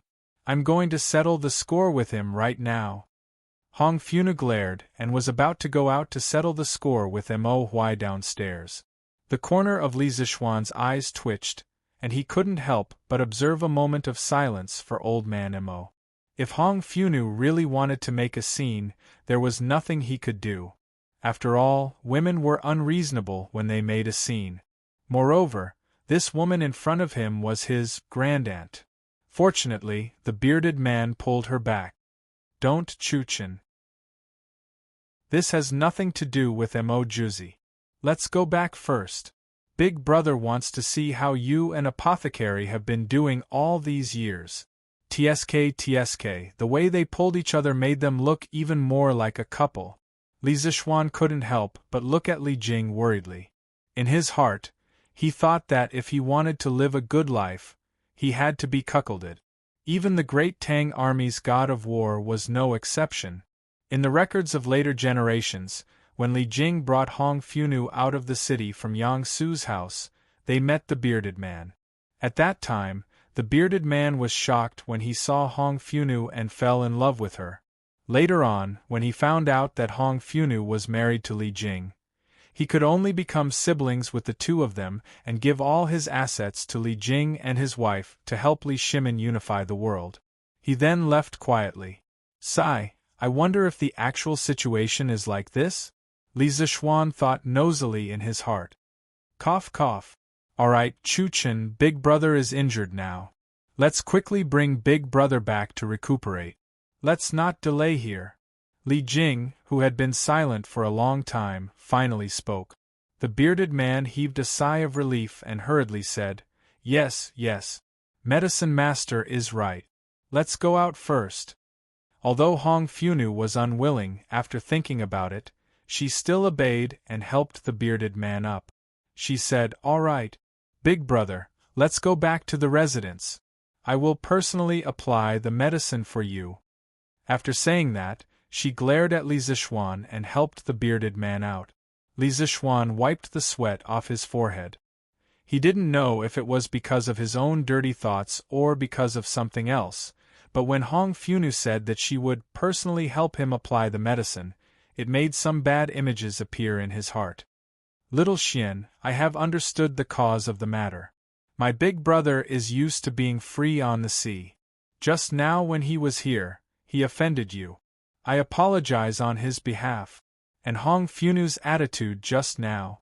When Li Jing saw that Hong Funu had left with the bearded man, he came to Li Zixuan and said. Li Zixuan hurriedly waved his hand and said, Uncle Li, granduncle, please don't say that. I know that grandmother doesn't have any ill intentions. To be honest, Li Zixuan wasn't used to calling Li Jing and Hong Funu granduncle and grandmother. But what could he do? Seniority was there to control it. That was how helpless he was. In his previous life, he had seen a young man in his 20s or 30s call a child of a few years old grandfather. China was a country that emphasized clan and seniority. It had been so since ancient times. Haha. Hong Funu was just joking with you just now. You can address me like how you address Jijia and the rest. We will talk about seniority on our own terms. Seeing that Li Zixuan's expression was very unnatural, Li Jing understood after thinking for a while. He stroked his beard and laughed. All right, I will go back first. Don't take today's matter to heart. Big Brother might have done things the wrong way, but he didn't have any ill intentions. Li Zixuan nodded and said, Yes, Uncle Li, take care. Li Jing and Hong Funu came to pick them up. There was no reason for him to not let them go. His relationship with Li Jing's family had always been good. There was no reason for them to become enemies because of this. Besides, other than the cheap mouth of the curly-bearded guest, everything else was fine. No matter whether he admitted it or not, the reason why he could break through today had a lot to do with the curly-bearded guest. Li Jing smiled with relief and turned to leave. Li Zishuan looked at Li Jing's back. In his heart, he was still wondering if Great Tang's god of war had been cuckolded. Yamacho, the Academy's dormitory manager, just said that His Highness King Wei had already finished carrying 20 buckets of water in the morning. Just as Li Zishuan was thinking, Mo Zhong came in from outside and bowed. When Li Zishuan heard this, he just remembered that there was such a thing. He straightened his body and said in surprise, "So fast? Did Qingke ask his guards for help?" "No, but I heard from the dormitory manager that Sun Zifan helped His Highness King Wei carry 8 buckets. Mo Zhong hurriedly replied. If it were someone else, they might hesitate to tell Li Zishuan the truth.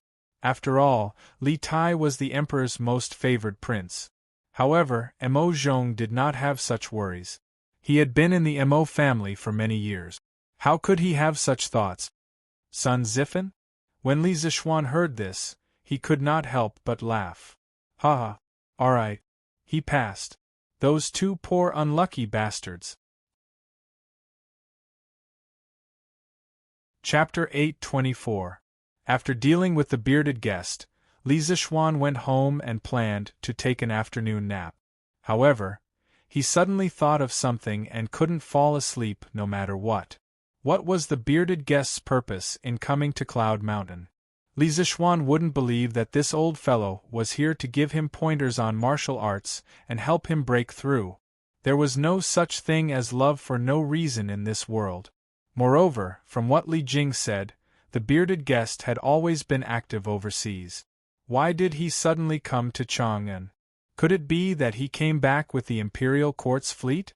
But that didn't make sense. He was a pirate leader. Why would he mix with the Imperial Court's army? Wasn't he walking right into a trap? Li Zishuan suddenly felt a headache coming on at the thought of this. "Hubby, you're not asleep yet?" At some point, Han Yushi walked in from outside. As the future matriarch of this family, she wouldn't sleep in at this hour. "Yes, there are some questions that I can't figure out. Wife, come and talk to your husband for a while." Since he couldn't figure it out, Li Zishuan simply sat up from the bed and said to Han Yushi. Han Yushi smiled, walked to the bedside and sat down. She said, "Hubby, what can't you figure out?" "Sigh, I'm thinking about what Zhang Zhongjian's intentions are in coming to Cloud Mountain today. I was only focused on beating him up earlier. When I wanted to ask him, Auntie Hong Fu came over again." Li Zishuan hugged his wife's slender waist and said regretfully. Han Yushi couldn't help but cover her mouth and laugh. She said, "I met Auntie Hong Fu at the entrance of the academy earlier. She looked very angry and said a lot of bad things about hubby to me." Li Zishuan touched his nose embarrassedly and said speechlessly, "You can't blame me for this. If you want to blame someone, blame the bearded guest for being too barbaric. Can't he just talk nicely?" Han Yushi calmed herself down before getting to the point. "I've heard of that senior. He was sworn brothers with granduncle and grandaunt a few years ago.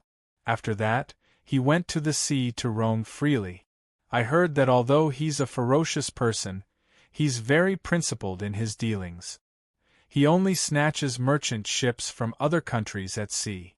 Not only does he not snatch merchant ships from our great Tang, he even helps us when we're in danger. Such a person is definitely not an evil person. Since he came to Cloud Mountain to look for you today, he must have a serious matter. As for what it is, he did not have the time to say it. He will definitely come again in the future. You will know his purpose when he comes. Why do you need to think about it?"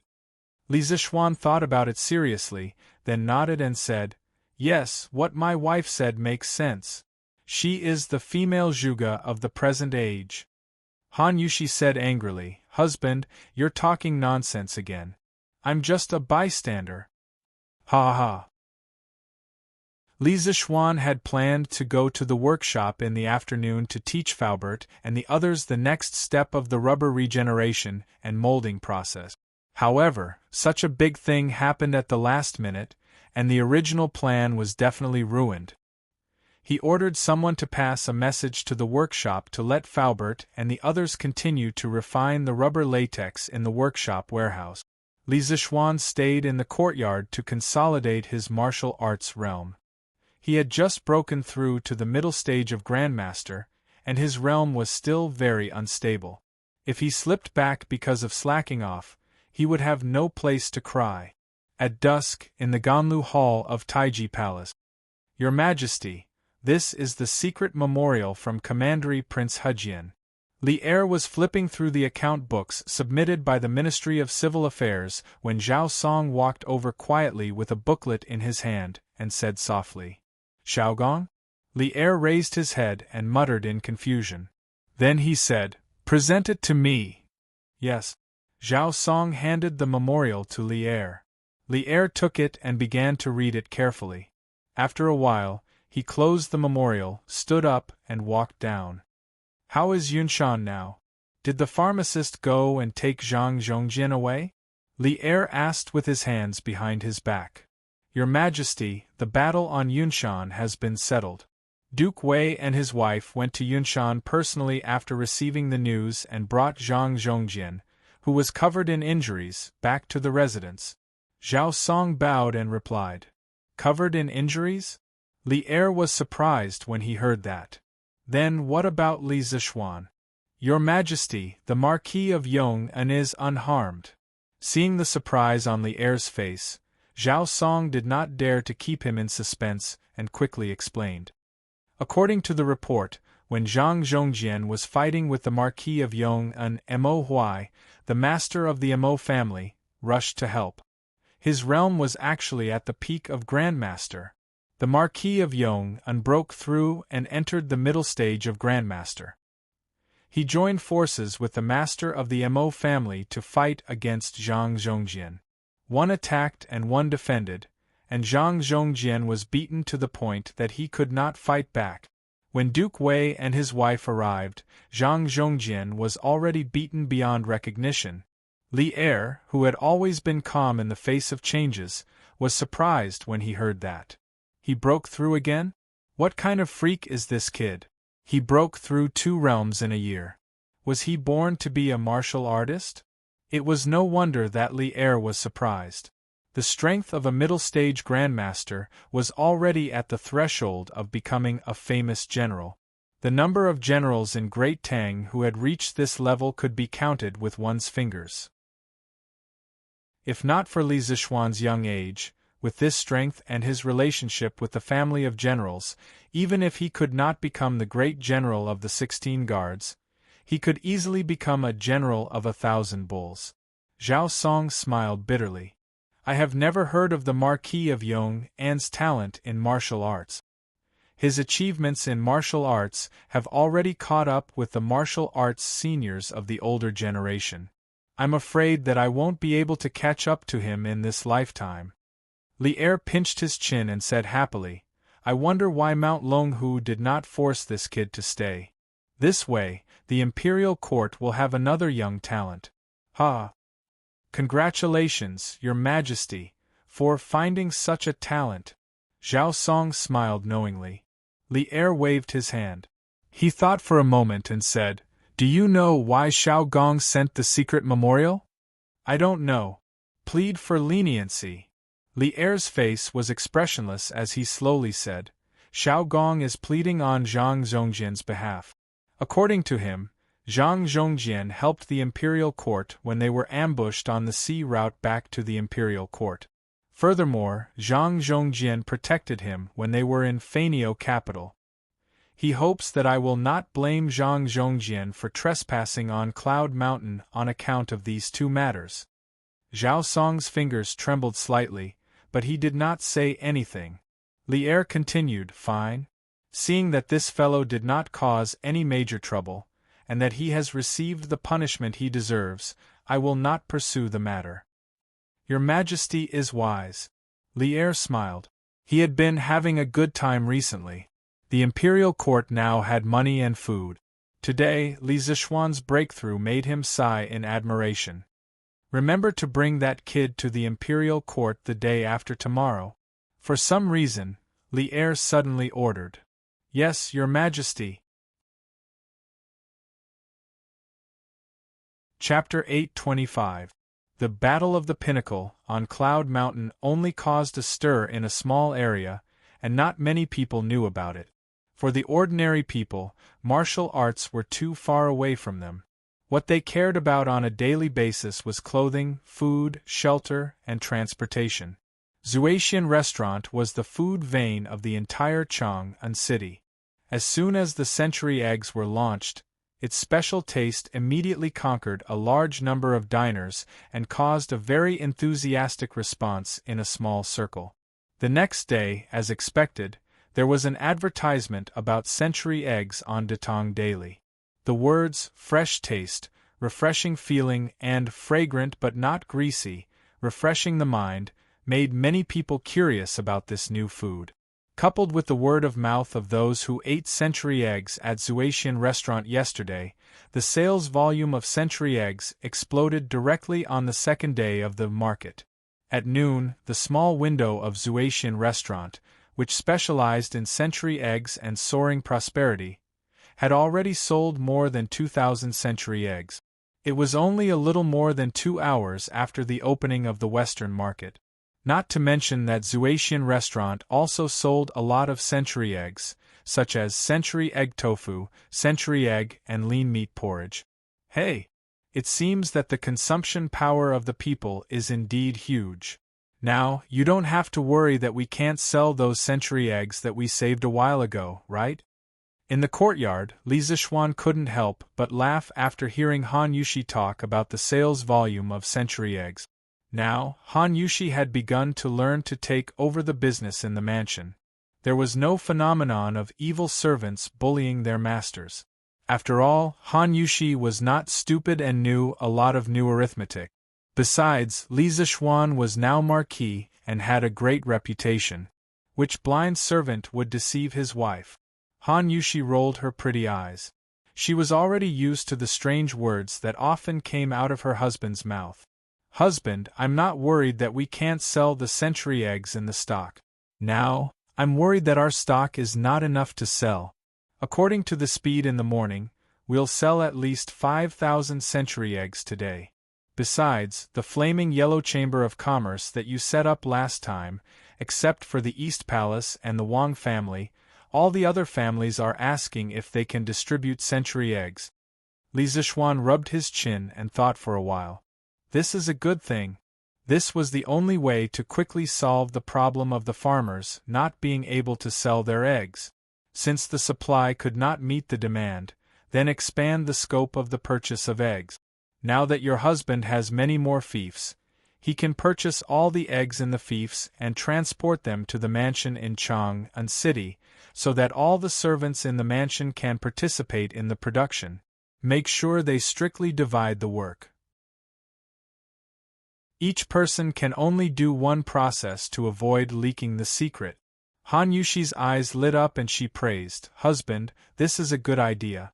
This concubine was worried that the formula would be leaked.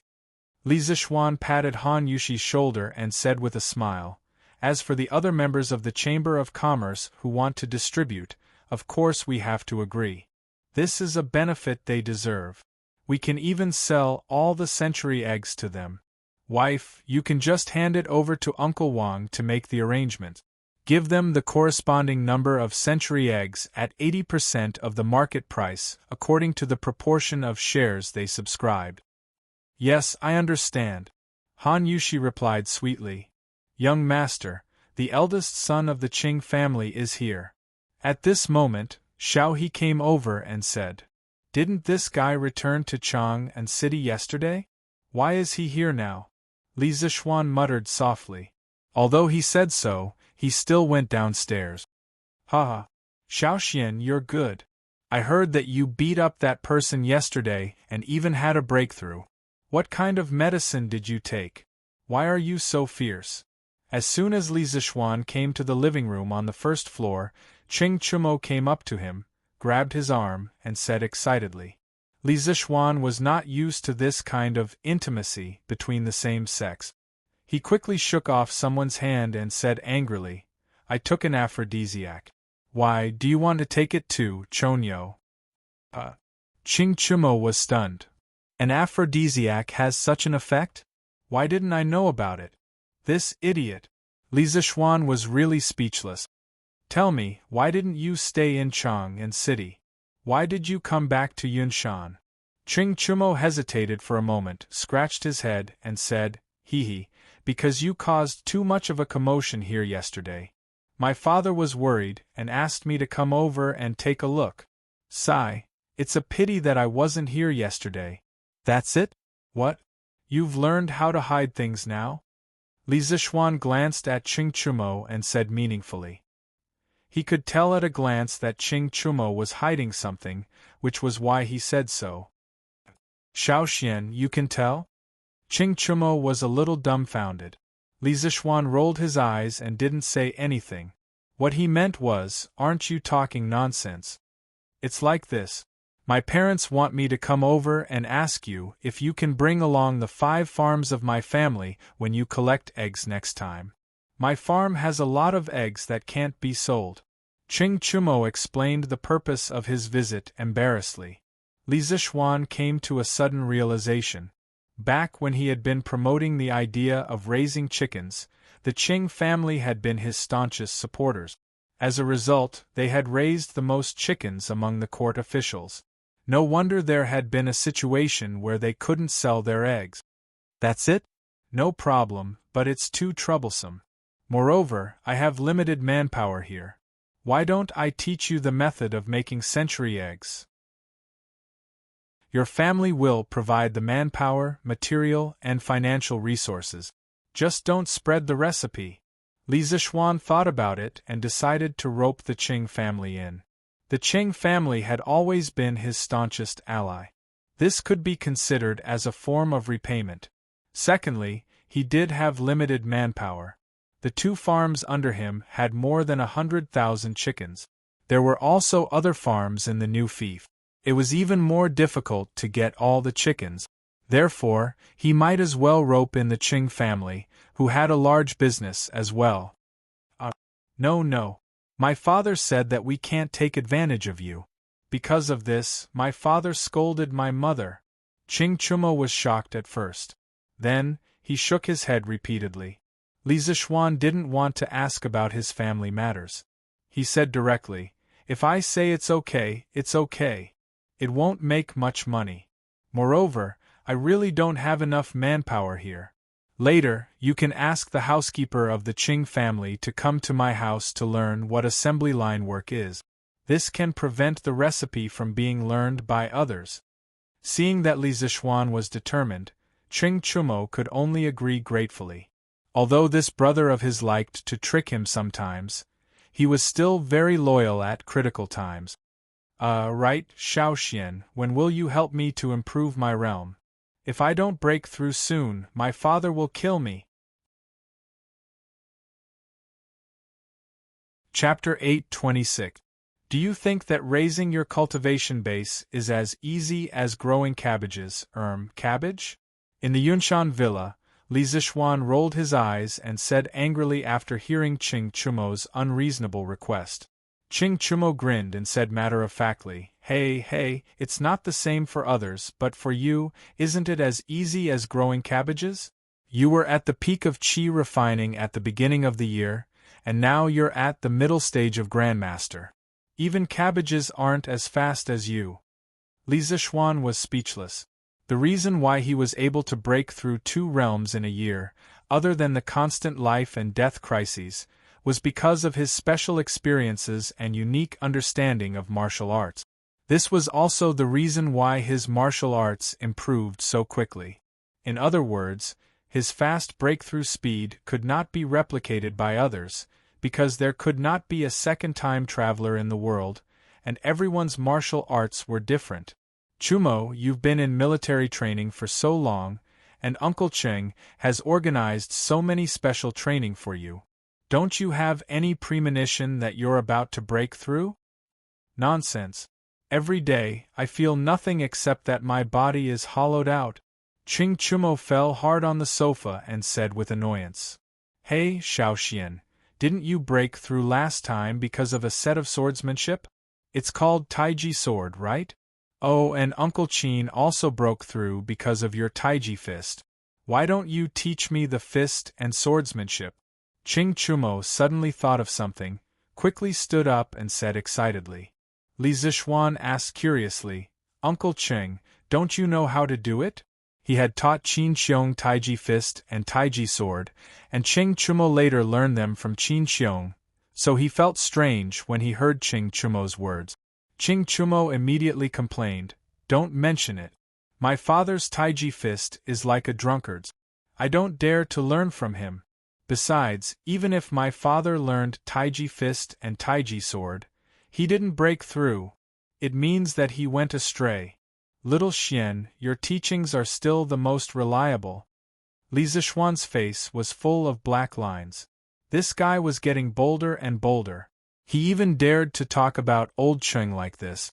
If Cheng Yaoji knew about this, he would definitely beat him to death. Alright then. Next week, I will find time to teach all the students Taiji fist. When the time comes, how much charm they can learn and whether they can use it to break through will depend on your luck. Tai Chi combined the changes of Yin, Yang, and 5 elements of the Yi school, the study of meridians in traditional Chinese medicine, and the Daoying technique and breathing technique of Taoism. It was a real boxing technique that cultivated both internal and external, and combined hardness and softness. Not only was it a martial art treasure for warriors, but it was also an excellent way to cultivate temperament and strengthen the body for ordinary people. Therefore, it was not impossible to implement Tai Chi in Yanhuang College. Schools in the future could carry out radio gymnastics, so why couldn't Yanhuang College carry out Taiji fist? Li Zishuan thought to himself. Haha, that would be great. In this way, even if I can't break through, my father will have nothing to say. Ching Chumo laughed proudly. This made Li Zishuan feel that this guy was purely doing it to complete the task handed over by Ching Chumo and not really wanting to break through. In the afternoon, around 3:45 p.m., Li Zishuan brought a few blueprints to the new workshop by the Ba River. At this time, in the open space of the workshop, sheets of raw rubber could be seen drying everywhere. They looked like freshly crushed white paper, and it was a spectacular sight. Faubert, you're still busy. When Li Zishuan arrived at the original paper workshop, he saw Faubert instructing people to work. He quickly walked forward and greeted him. Hey, young master, you're here? Faubert wiped the sweat off his forehead and replied, Young master, you brought back too much rubber before. We have to hurry up. Otherwise, we don't know when we can finish refining all the rubber. Now, the 3 paper machines in the workshop have all been modified into machines for crushing rubber. Fortunately, there was a lot of stock before, or else Chitsu culture would be anxious for paper again. Faubert's words were more or less complaining. It was really because Li Zishuan bought too much rubber latex from the Wang family this time. It was more than 500 tons. With the current manpower alone, it would take about 4 to 5 days to finish refining these latex. Faubert, take it slow. As long as those latex are stored in the cellar, there won't be any problems in a short period of time. You put down the work in your hands first, and I'll tell you how to use these rubber. Li Zishuan dragged Faubert out of the workshop and said. Faubert glanced at the blueprints in Li Zishuan's hands and said, Young master, let's go in and talk. He knew that Li Zishuan was probably going to invent something. In order to keep the technology confidential, of course, he couldn't talk about it directly outside. Okay. After a while, Li Zishuan came to Faubert's office. He walked to the table, spread out the blueprints, and began to explain directly, Faubert, I told you before that rubber is a very plastic material. As long as the conditions are right, You can make it into any shape you want. Next, we have to do this. First, we have to crush the flaky rubber that we refined and crushed. This is a crusher that I designed for you. Its principle is very simple. You should be able to understand it after looking at it for a while. Faubert went forward to take a look. After a while, he was a little puzzled. Young master, we finally made the rubber as thin as paper. Why do you want to crush it? Isn't this superfluous? Li Zichuan heard this and laughed. Faubert, this isn't superfluous. In the beginning, we crushed the rubber into thin paper, mainly to dry the water in it as soon as possible. Now we're crushing it into powder to make it easier to heat up later and then form it. Look, this is a high-temperature steam generator that I designed. When the time comes, you put the crushed rubber into it and heat it up with a fire below. Then, the water inside will start to heat up. The heat will cause the rubber powder to melt. Then, pour it into the mold. After cooling, the rubber will become the shape you want. This was the first time that Faubert heard about the molding process of rubber. He couldn't help but listen with great interest. This rubber is so magical? I wonder what kind of rubber you want, young master? Li Zichuan chuckled and took out 2 blueprints from his sleeve. He said, after all, this is the first time that the workshop is using rubber to make products. Let's do something simple first. Faubert, get someone to make the mold according to this blueprint.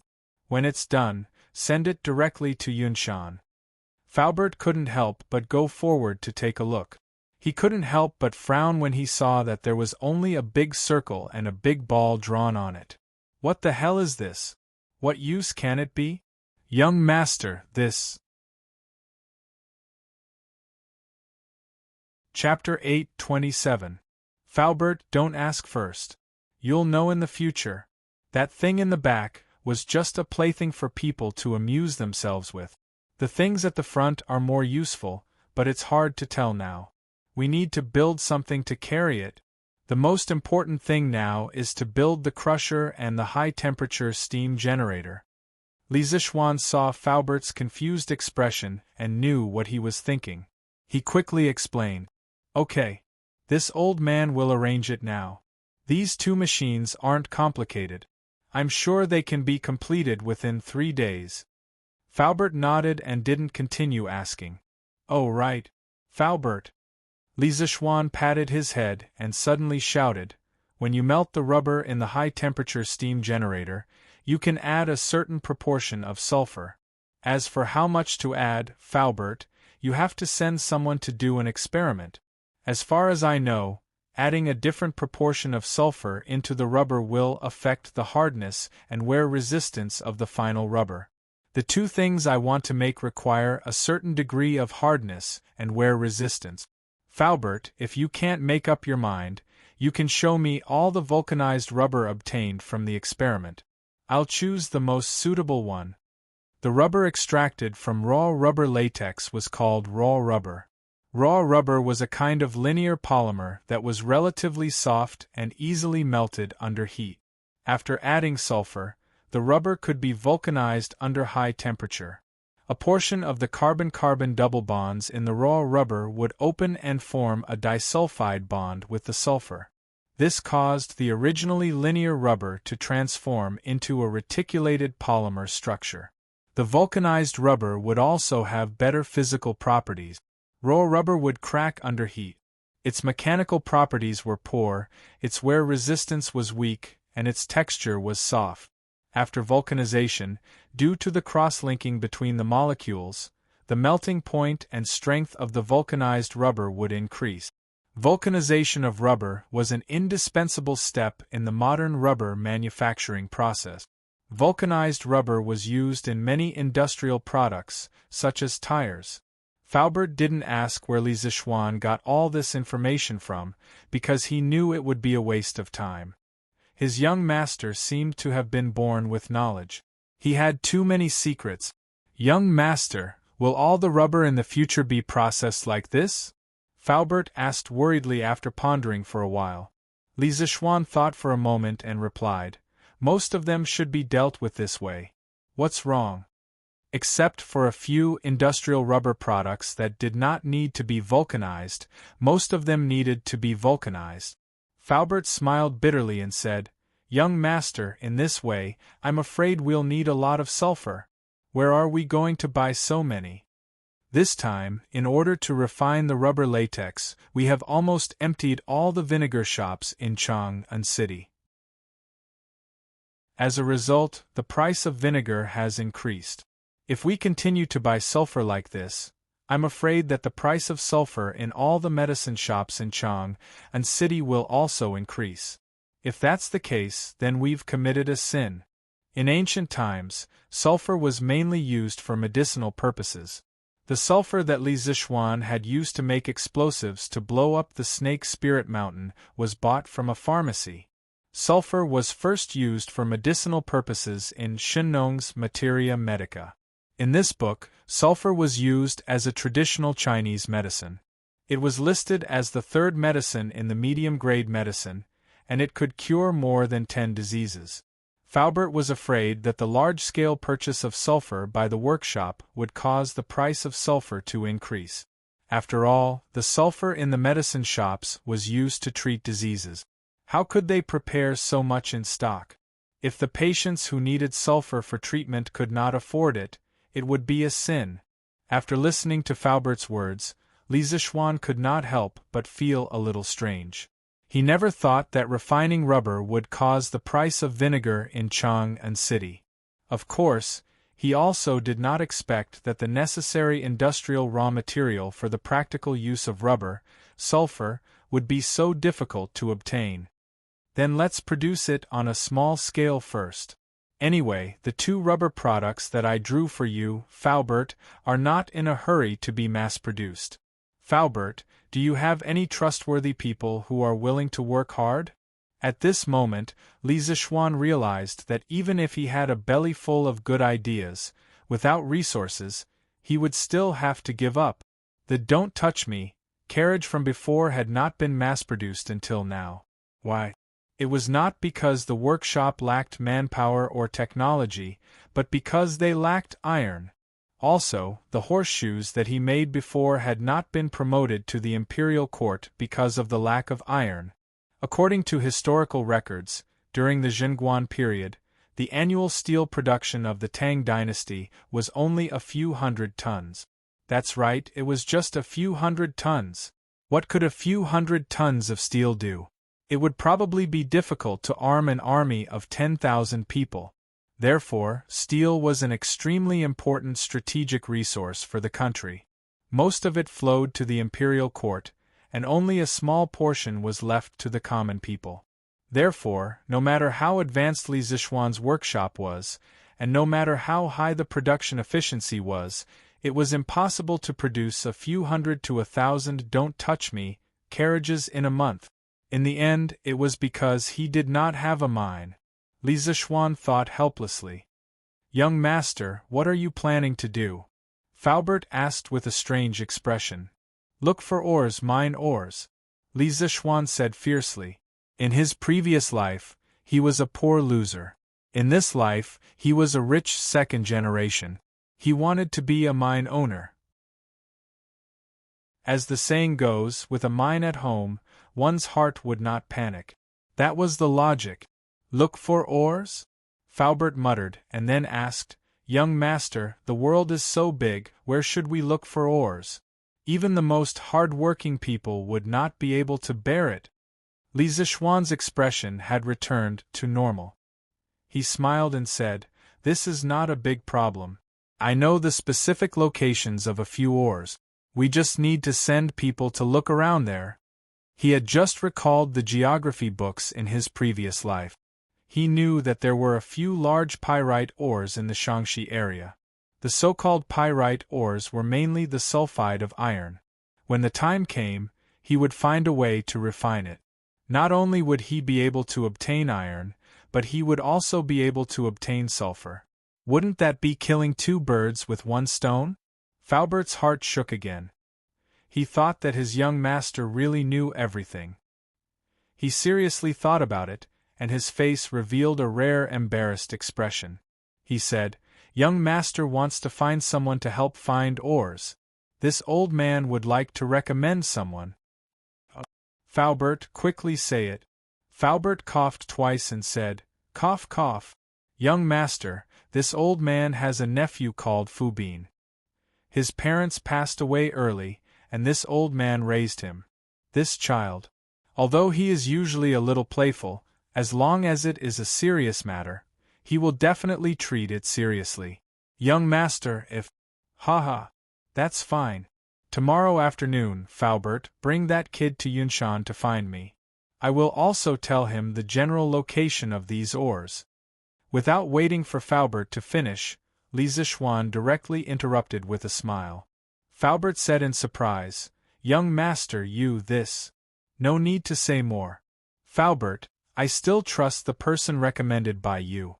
Oh right, Faubert, if you have a way to directly buy the sulfur ores in other people's hands, as long as the price is not too outrageous, just tell me. I will buy it. Chapter 828. After confirming the candidates for the mine exploration, Li Zishuan suddenly thought of two new things.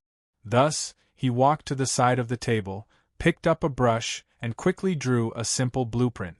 He said, Uncle Fu, I have two more things here. When the time comes, please help me get them out. The first one is to use latex as a pillow, make a mold like this first, then directly inject latex into it, then heat it up in a high-temperature steam generator, pull it out and wash it. And this guy wants to make a latex pillow. After all, the reason he came to this world was to improve his living conditions.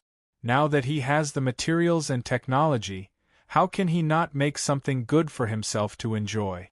The pillows of the ancient people, at the beginning, were made with stones and bundles of grass. Bamboo pillows and rattan pillows appeared in the spring and autumn period, and in the Qin and Han dynasties, people started to use soft pillows like silk pillows. The Tang Dynasty was a bit more ruthless. Porcelain pillows were popular in this era.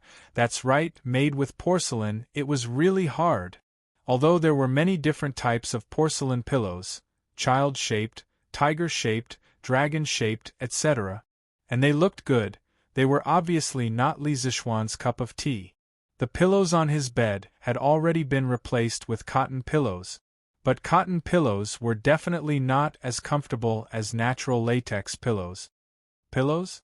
When Faubert heard this, he couldn't help but frown. He knew that the rubber in the workshop was brought back from Nanyang by the Wang family. It was very precious, but Li Zishuan used his position to abuse his position for personal gain. This made him want to criticize him. But he just recommended his nephew to Li Zishuan. How could he have the nerve to speak now? So he could only reply, Okay. Young master, how many do you want to make? Li Zishuan thought for a while and said, 5. Oh no, make 8 first. One of them is slightly smaller, it's for lawn air. Counting the number of people, his father, mother, wife, sister, Xiao He, Xiao Shi, and his father-in-law, wouldn't there be 8 of them in total? As for his brother-in-law, this brat had thick skin and flesh, and most of the time, he lived in the dormitory. Iron Egg fainted from crying in the toilet. All right, I'll remember that. What is the other thing that young master mentioned? Faubert made a mental note and asked. There's one more thing. Its structure is relatively simple, so I won't draw a blueprint for you. Do you still remember the thin tube I used for Uncle Chin's blood transfusion? This time, I want to use rubber to make a batch of these thin tubes in case of emergency. There were many uses for rubber. In Li Zishuan's future industrial empire, rubber was absolutely indispensable. Things like latex tubes were also easy to make. Most importantly, it could save lives during critical moments. Li Zishuan didn't mind making a batch of them. What if they came in handy in the future? Faubert's eyes lit up when he heard that. Young master, if this rubber is really as soft and elastic as you said, then it's very suitable to be used as a blood transfusion tube. Of course. These were all experiences from his previous life. When he returned home from the workshop, he was informed by his parents that someone from the palace had sent a message for him to attend the court meeting the next day. Li Zishuan couldn't help but feel depressed. What court meeting? What did it have to do with him? What could he do if he went? Well, he definitely couldn't stay in Yunshan tonight. Under the urging of his parents, Li Zishuan and Han Yushi simply packed up and went back to Chang, and in the horse carriage. Lan the little cutie, was used to living in the modern-style house in Yunshan. Of course, she was unwilling to go back to Chang, and his parents had no choice but to stay behind to take care of the little girl. Of course, to be honest, the living environment in Yunshan was really better than in Chang'an City. In the evening, Li Zishuan and Han Yushi finally made it back to Chang'an City before the sky turned dark. "Young master, you're back. San Bao missed you so much." After not seeing Li Zishuan for so many days, San Bao and Ah Fu, who were standing at the porch, were about to cry when they saw him. The entire Li family moved to Yunshan. Other than Xiao He and Xiao Shi, they didn't bring any other servants.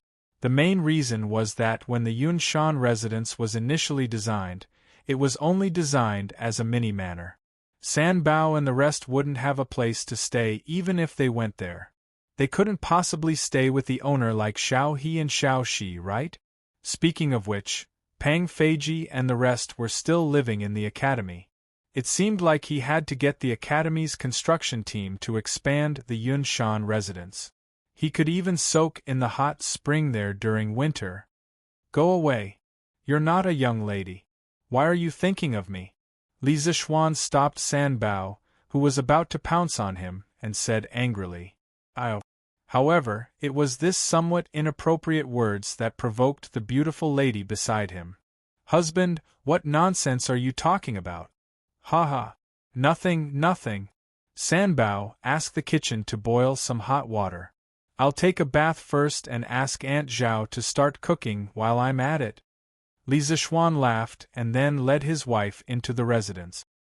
I'll go now. Young master, young mistress, please wait for a moment." San Bao answered with a grin, and then ran off into the distance. Let's go, my wife. Let's go back to the room and take a bath together later." Seeing that the servants were happy for a while, and then went back to their own things, Li Zishuan suddenly leaned over to Han Yushi's ear and laughed mischievously. "Stinky husband, you're being indecent again." Han Yushi's ears immediately turned red. We're already an old couple. My wife, why are you still shy?" Li Zishuan said shamelessly. Speaking of which, it wasn't the first time that the two of them had taken a bath together under his urging. The next day, after the bell and drum had been struck 4 times, the Li residence was already lit up. The servants were busy lighting the fire and boiling water, preparing to wash their master and make breakfast. The coachman washed Big White clean and prepared a saddle. Li Zishuan was going to ride a horse for today's court assembly. There was no reason for him to take a carriage. Big White, who understood human nature, seemed to know that it was about to be put to good use. It shook its head excitedly and snorted. The Li residence's personal guards were still serving as instructors at Yun Mountain. However, Pang Feiji, the head of the personal guards, personally brought 2 people back before the city gates closed after receiving the news yesterday evening. Li Zishuan in the west courtyard finally got out of bed after Han Yushi's repeated urging. After putting on his court attire, he hastily washed up and drank some porridge. Li Zishuan rode on Big White and brought Brother Chicken out of the residence, heading towards the Imperial Palace in the north. "Sigh, being a civil servant is really tough. I have to go to work so early in the morning." Looking at the deserted streets, Li Zishuan once again lamented about the ridiculous morning court assembly system. Until now, this fellow still didn't understand why Li had called him over today. Chapter 829. In the Tang Dynasty there was a morning court held every day. It was called Changshan. According to the system, every civil and military official in the capital had already reached the 9th rank. Every morning, they would be Wang Chaoshen. The fifth rank had already reached the consecrated officer, Yuanwei Lang, imperial censor, and Taichung doctor, and they would be Changshen. Normally, there was no need for a ceremonial procession, nor was there any extravagance. It was a real administrative day. The participants were called regular staff officers. There were few of them, but their ranks were high. They were all above rank 5 and held important positions. In addition to the daily reference, there was also the annual reference, which was on the 1st and 15th of every month. On the 1st and 15th of every month, there would be candles, banquets, incense burners, and other ceremonial rites. Under the leadership of the imperial censor, the officials would take their positions in the hall according to their rank. The emperor would sit on the throne as soon as he appeared, and the officials would sing praises before bowing to him. The grandest was the imperial court assembly held on the Lantern Festival and the Winter Solstice Festival. It required a grand display, a display of the palace and the drums, and a display of carriages and imperial carriages. At that time, the emperor would wear a ceremonial crown, the winter solstice dress reaching heaven crown and crimson gauze robe. The imperial carriage would be set out, the imperial bodyguards would be as usual. He would receive the congratulations of the officials and guests attending the imperial court assembly. What Li Zixuan was going to attend today, strictly speaking, was not called the imperial court meeting. It was called the Lunar Palace meeting because today was not the Lantern Festival, nor was it the winter solstice. Today happened to be the 15th of October. Entering the imperial city, he saw that there was already a crowd at the bottom of the stairs of the Taiji Palace. Officials dressed in court attire of various colors were chatting in groups of 3 to 5. They were talking and laughing, looking very amiable. However, it was hard to say whether or not there was a knife hidden in his smile. In addition to the courtiers that Li Zixuan often saw in the past, he also saw a group of unexpected people today. A group of brown-skinned people. Aren't they the emissaries from the Southeast Asian countries who came back with Li Xiaogong last time? Hey, you're finally here? Out of everyone in the imperial court, you're probably the one who hates attending the imperial court the most. While Li Zixuan was still in a daze, Li Xiaogong walked over from the side and pointed at Li Zixuan with a smile. Your Highness. Li Zixuan came back to his senses and said awkwardly, "What are you talking about?" "I have always been very willing to participate in the morning court. It's just that the academy is usually too busy." "Hey, you brat," Li Xiaogong said with a faint smile, "do you think this king doesn't know you? Before you say that, you better wipe the boogers off the corners of your eyes before you speak." When Li Zixuan heard this, he subconsciously rubbed the corners of his eyes, but, sigh. "Your Highness, you also have boogers at the corners of your eyes." Li Zixuan pointed at Li Xiaogong's face and shouted in all seriousness.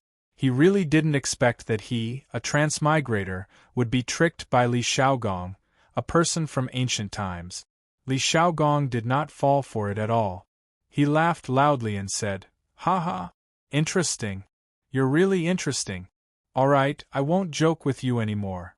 I heard that you broke through again the day before yesterday. Not bad, not bad. The younger generation will surpass us in time. Right now, your martial prowess is catching up to the old generals of our generation. I reckon that even this king is no match for you now." Li Zixuan smiled and said, "Your Highness has been through hundreds of battles. I am no match for you."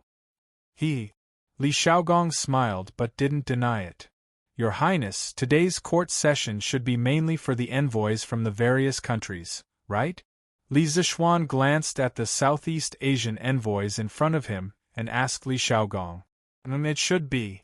Since the founding of the Great Tang, it's rare to see so many envoys from so many countries.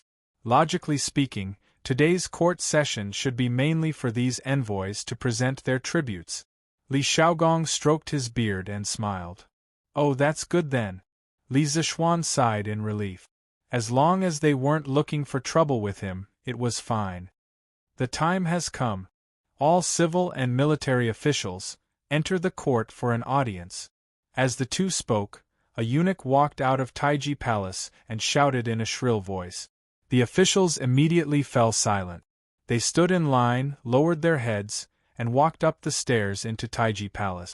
After the courteous formalities, the court session finally began.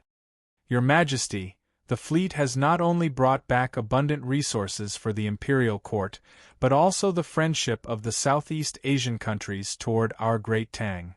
These envoys have brought various gifts to Your Majesty, and they hope that they can present them to Your Majesty today to continue the friendship between their countries and the great Tang. Cui Shanfu had been in the imperial court for so many years, and for the first time, he was the first to speak at the court session. Li Er was elated to hear this. Ha! Good. The various envoys have traveled thousands of li to the great Tang. Not only are they tired from the journey, they have also brought gifts for us. We are gratified. Beloved official Cui, make a record and return the gifts one by one. Cui Shanfu bowed and said, This subject obeys the decree. The Chamberlain of Dependencies naturally provided a translator to translate Li Er's words into the languages of the various countries. An envoy stepped forward and excitedly said, after the translation, Envoy Priatu of Zhenla pays respects to His Majesty the Emperor of the Great Tang. On behalf of my country, Priatu presents 20 pairs of top-grade ivory, 2 leopards, 4 top-grade jade, and 5 kilograms of top-grade spices to Your Majesty the Emperor of the Great Tang. I wish Your Majesty the Emperor of the Great Tang good health and longevity. Li Er was pleased with himself, but he smiled calmly and said, I appreciate the kindness of the King of Zhenla. Priatu, how have you been in Chang'an these days? After the Zhenla envoy heard the translation, he immediately smiled and replied, Your Majesty, Priatu has been living very well in Chang'an these days. The prosperity and vastness of Chang'an are something that Priatu has never seen before. 10 Zhenla capitals are not comparable to it. Priatu hopes that the Great Tang can maintain friendly relations with Zhenla. In this era, as the largest city in the world, no one could resist the charm of Chang'an. Li Er smiled and said, As long as the countries are friendly to the Great Tang, I will be friendly with them. Priatu, rest assured. Thank you, Your Majesty. Priatu smiled and tactfully retreated. The second envoy came forward and bowed humbly, saying, The envoy of Funan Kingdom, by Inche, pays his respects to Your Majesty. I present 10 pairs of top-grade white jade, 50 high-quality tiger skins, and 2 tiger cubs to Your Majesty. I wish Your Majesty good health. The envoy of Piao Kingdom, by Weiyu, pays his respects to Your Majesty. In this way, the 32 envoys from the small Nanyang countries who came back with Li Shaogong came forward one by one to present their gifts to Li Er. Each gift list was very long, mainly because they were already shocked by the huge fleet of the Great Tang when they came. After coming to Chang'an, they were conquered by the prosperity of Chang'an. In the face of such a powerful country, of course, they would try their best to please. Cui Shanfu, who was suffering, was sweating profusely just by remembering the list of gifts. The courtiers stood by the side, each of them feeling proud in their hearts. The arrival of tens of thousands of countries was a sign of the coming of a golden age. Li Er, who was sitting on the dragon throne, was overjoyed and full of pride. When I deal with the Turks, I think it will be time to welcome the arrival of tens of thousands of countries. Chapter 830. Aranishan, the Grand Minister of Jianri Dynasty, pays his respects to His Majesty the Emperor of Tang. On behalf of my king, Aranishan presents 50 pairs of the best ivory, 30 precious Buddhist scriptures, and a golden jade Buddha statue to His Majesty. May His Majesty the Emperor of Tang be in good health, and may Tang prosper forever. As time went by, the gifts presented by the emissaries gradually came to an end. Those who had finished presenting their gifts stood aside leisurely, waiting to see if the gifts presented by the emissaries were as valuable as theirs. For a moment, their faces alternated between joy and annoyance. It was a wonderful sight. What surprised many people was that the last person to present the gifts turned out to be the Prime Minister of a country. Other countries had sent emissaries. What was this Jianri dynasty up to? They had even sent the Prime Minister of a country. Sitting above, Li'er could not help but feel shocked. He straightened up and looked at the middle-aged man who wore a white turban and was as black as a charcoal ball. He said in a low voice, "King Jianri has troubled you. Aranishan, when you return, please express my gratitude to King Jianri on my behalf." Putting aside political factors, the Buddhist scriptures and Buddha statues brought by Aranishan were very much to Li Ernyan's liking. When Li Ernyan was young, he had formed an indissoluble bond with Buddhism because of his physical condition.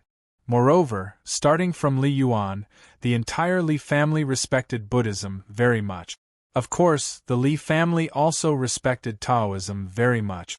This family believed in both Buddhism and Taoism. As for the Buddhist scriptures that came from the Jianri dynasty, they were simply too precious. To a true Buddhist enthusiast, they were priceless treasures. This was not an exaggeration at all, because Jianri dynasty had a great background. In terms of land area, it was currently the largest country in Southeast Asia. In terms of geographical location, it was the later northern India, and India was the birthplace of Buddhism. Oh, speaking of Jianri dynasty, there was one person who had to be mentioned, Chen Xuanzang. Counting the days, it would be next year. This guy would start to go to the west to seek scriptures. This was not journey to the west, but a real trip to the sacred land of Buddhism to seek the true scriptures. In fact, this year, Xuanzang had written to Li'er that he wanted to travel west to seek Dharma. However, Li'er did not approve of it. However, Xuanzang had already made up his mind. In the second year of Zhenguan, Xuanzang, who was 29 years old, started his journey west to seek Dharma. In the 5th year of Zhenguan, an eminent monk with a dusty face came to India. He traveled to the states of India and preached the teachings of Mahayana Buddhism. He became famous and attracted the attention of King Jianri. He was Chen Xuanzang from the Tang of the East. King Jianri specially held an open meeting for Xuanzang in Kunf City, the capital.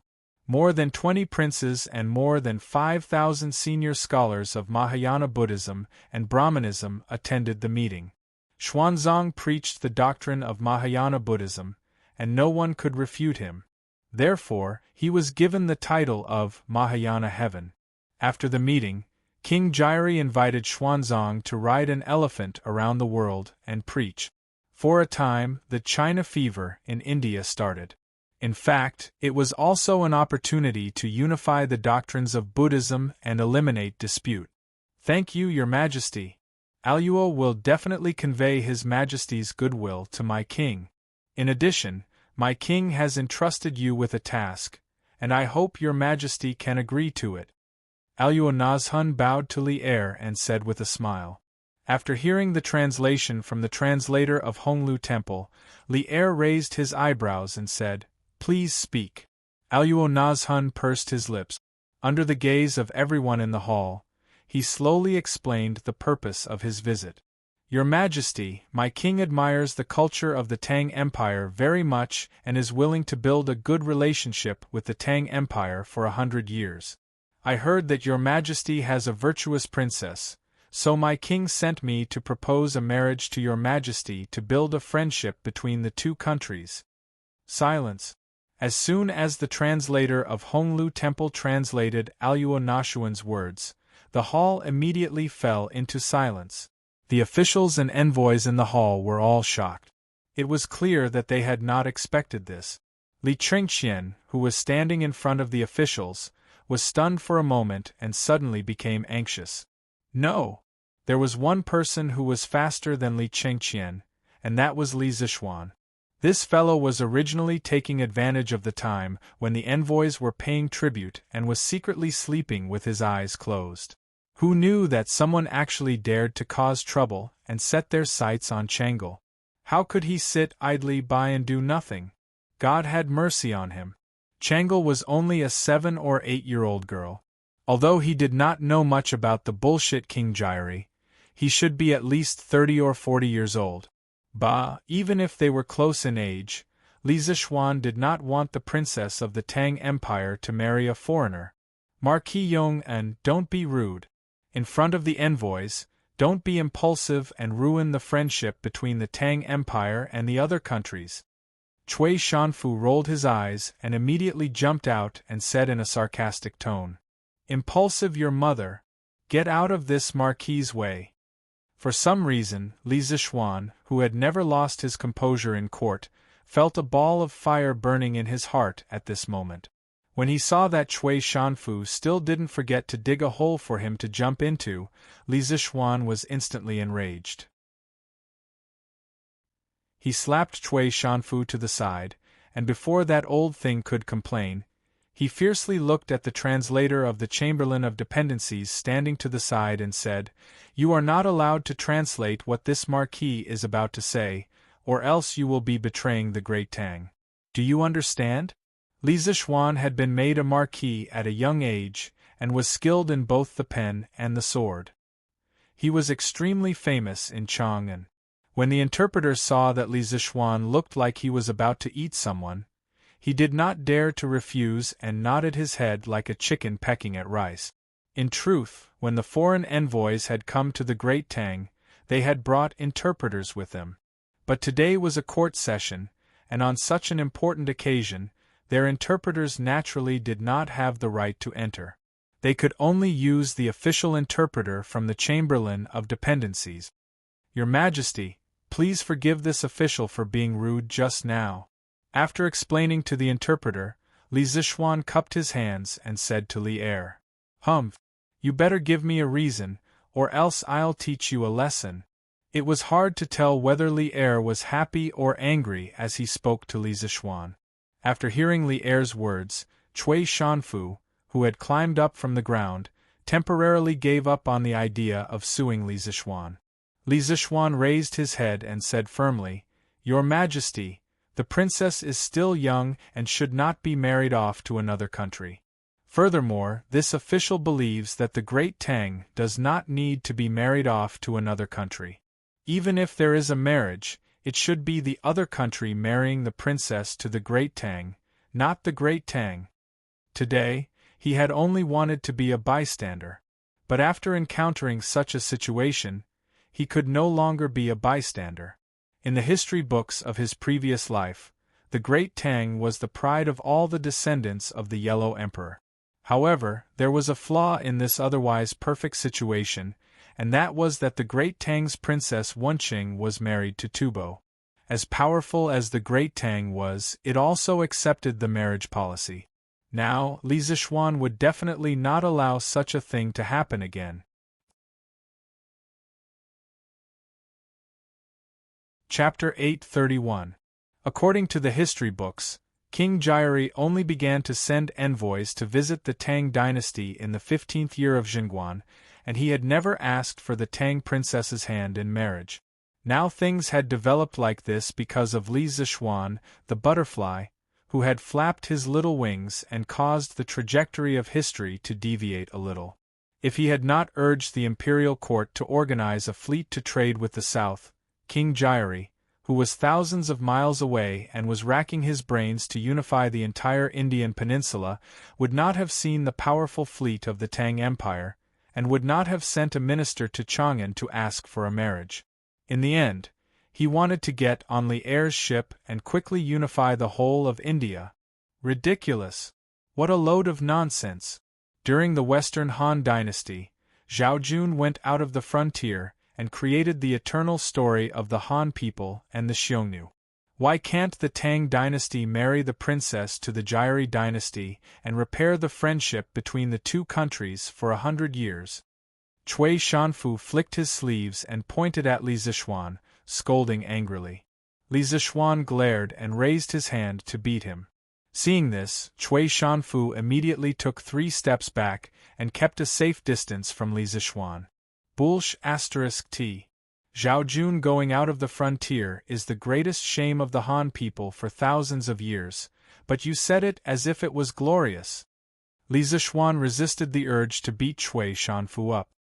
He pointed at the latter and scolded angrily, "You only know that Wang Zhaojun brought 60 or 70 years of peace to the Western Han Dynasty and the Xiongnu, but you haven't heard the Song of Sorrow at the 5 Watch, composed by Wang Zhaojun on his way out of the frontier, full of hidden bitterness and infinite sadness, right? The great Han Dynasty actually needs to use women to exchange for peace, and you scoundrels are not ashamed but proud of it. It's disgusting. You don't deserve to be in the imperial court." Preposterous. Preposterous. You've actually turned this beautiful story into a great humiliation. Marquis Yong'an, you're talking nonsense. Cui Shanfu's old face was red with anger, and he pointed at Li Zixuan and trembled. Eternal story? Bulsh *t. You shameless scholars are just using it to cover up the cowardice in your hearts. When the Zhaojun left the fortress, the Xiongnu people had experienced the internal strife of the 5 Chanyu, and their national strength had long been declining day by day. Emperor Yuan of the Han Dynasty was enjoying the fruits of the Zhaojuan's resurgence. 3 years after the establishment of the Zhaojun, he had destroyed the Chanyu of Jiji in the western region. The Western Han Dynasty could be said to be like the sun in the sky. Huangxi only came with the mentality of joy and fear. Why would there be a need for a political marriage? It was because some cowards were insatiably greedy and satisfied with the status quo. They wanted the so-called eternal peace, and then ruined the life of a good girl for no reason. A Xiongnu leader who had been beaten into submission had come to the suzerain kingdom to pay a court visit. Not only did he enjoy good food and drinks, he even brought home a beauty. Don't you think this is laughable? That was fine. What was even worse was that after Huangxi passed away, Lady Zhao went to court and became the emperor. She requested to return home but was rejected. She could only remarry Huangxi's eldest son. In the end, she lost all will to live and died by poison. The swords of the Han people are not used against foreign enemies, but they are used against the women of their own country. Don't you feel ashamed? Furthermore, did the Han people manage to achieve peace through marriage? During the rebellion of the 8 princes of the Western Jin dynasty, the Xiongnu, Xianbei, Jie, Chang, and Di tribes took advantage of the chaos to rebel against the Jin dynasty. The Han people were almost wiped out by the foreign tribes. Reality proved that a wolf will always be a wolf and will never become a loyal dog. It is because there are many people like you that there is such a so-called eternal story to deceive the people and fool the world. Li Zixuan's eyes were red and he was crying tears of blood as he complained to Cui Shanfu angrily. The eternal story that had been glossed over for hundreds of years was exposed by Li Zixuan, revealing the bloody scars of history. All the officials in the hall were silent. Even the righteous defender Wei Zheng, who always liked to nitpick, did not say anything. Instead, he had a thoughtful look on his face. Unlike the end of the Ming dynasty and the Manchurian Qing dynasty, most of the officials in this era had strong ethnic feelings. It could only be said that everyone's ethnic backbone was still there. Cui Shanfu wanted to say something, but when he saw that none of the officials stood up for him, he immediately felt a little scared. This was because the Qing Yaojin next to him was glaring at him like a tiger watching its prey. If he continued to speak, he would probably be beaten up again. Because the translator of the Chamberlain of Dependencies was stuck at this time, the envoys of the various countries could only see an extremely young official arguing fiercely with the official of the Chamberlain of Dependencies who had brought them here. But the sad thing was, they could not understand what the two were arguing about. They could only give the translator of the Honglu Temple a look, especially alone Naz Hun of the Jiari dynasty. At this moment, he was like an ant on a hot pan, extremely anxious. If Chui Shanfu had not warned them not to speak carelessly in the court, alone Nazhun would have jumped out to criticize the translator for not doing his job. But after receiving Li Zishuan's warning, even if the translator of the Honglu Temple was criticized by alone Nazhun, he would definitely not dare to translate for the envoys. As the saying goes, spoilers may feel good for a while, but the whole family will feel bad. In order to preserve his life, he did not dare to spoil alone Nazhun and the others. Good. Well said. I, Old Qing, have not read many books and do not understand many principles.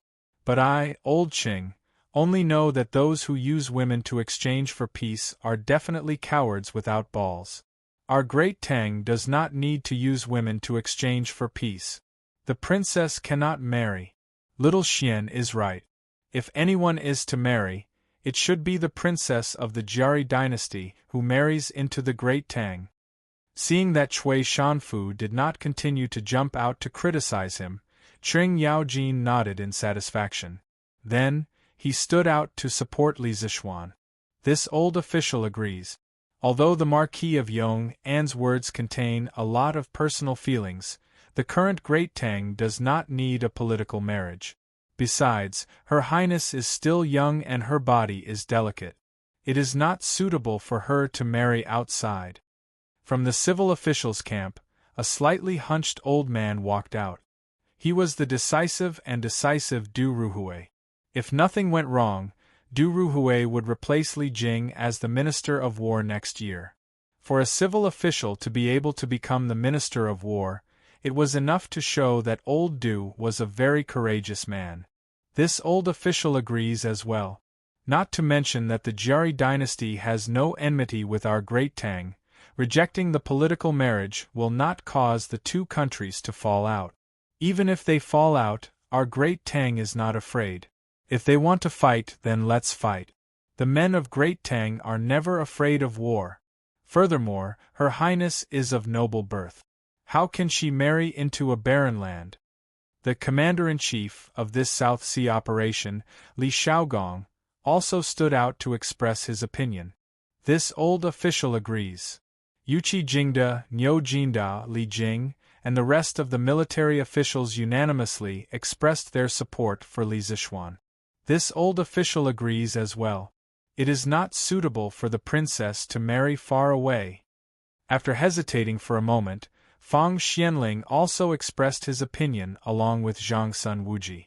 At this point, the civil and military officials had basically reached a consensus. That is, no political marriage, no marriage to the princess. Chapter 832. Your Highness, bad news. Bad news. In Changle Palace, a little palace maid hurriedly rushed into the palace and went up to the small attic where Changle lived. She said in a panic as she ran. Changle, who was sitting by the window and reading a newspaper, couldn't help but turn around when she heard the commotion. She frowned and asked, Li, what happened to make you so flustered? Li didn't even have time to catch her breath and hurriedly said, Your Highness, bad news. The Prime Minister of the Jiari dynasty proposed to His Majesty in the court. Their king wants to marry Your Highness as his consort. Clap. As soon as the little palace maid finished speaking, the newspaper in Changle's hand fell to the ground with a clap. Her little face instantly turned pale, and her pair of lively eyes lost their luster. Political marriage. These two words subconsciously appeared in Changle's mind. Although she knew from a young age that she was born in a royal family and could never decide her own marriage, she had never thought that something like a political marriage would fall on her head. She couldn't help but feel a trace of sadness in her heart. Who was King Jiari?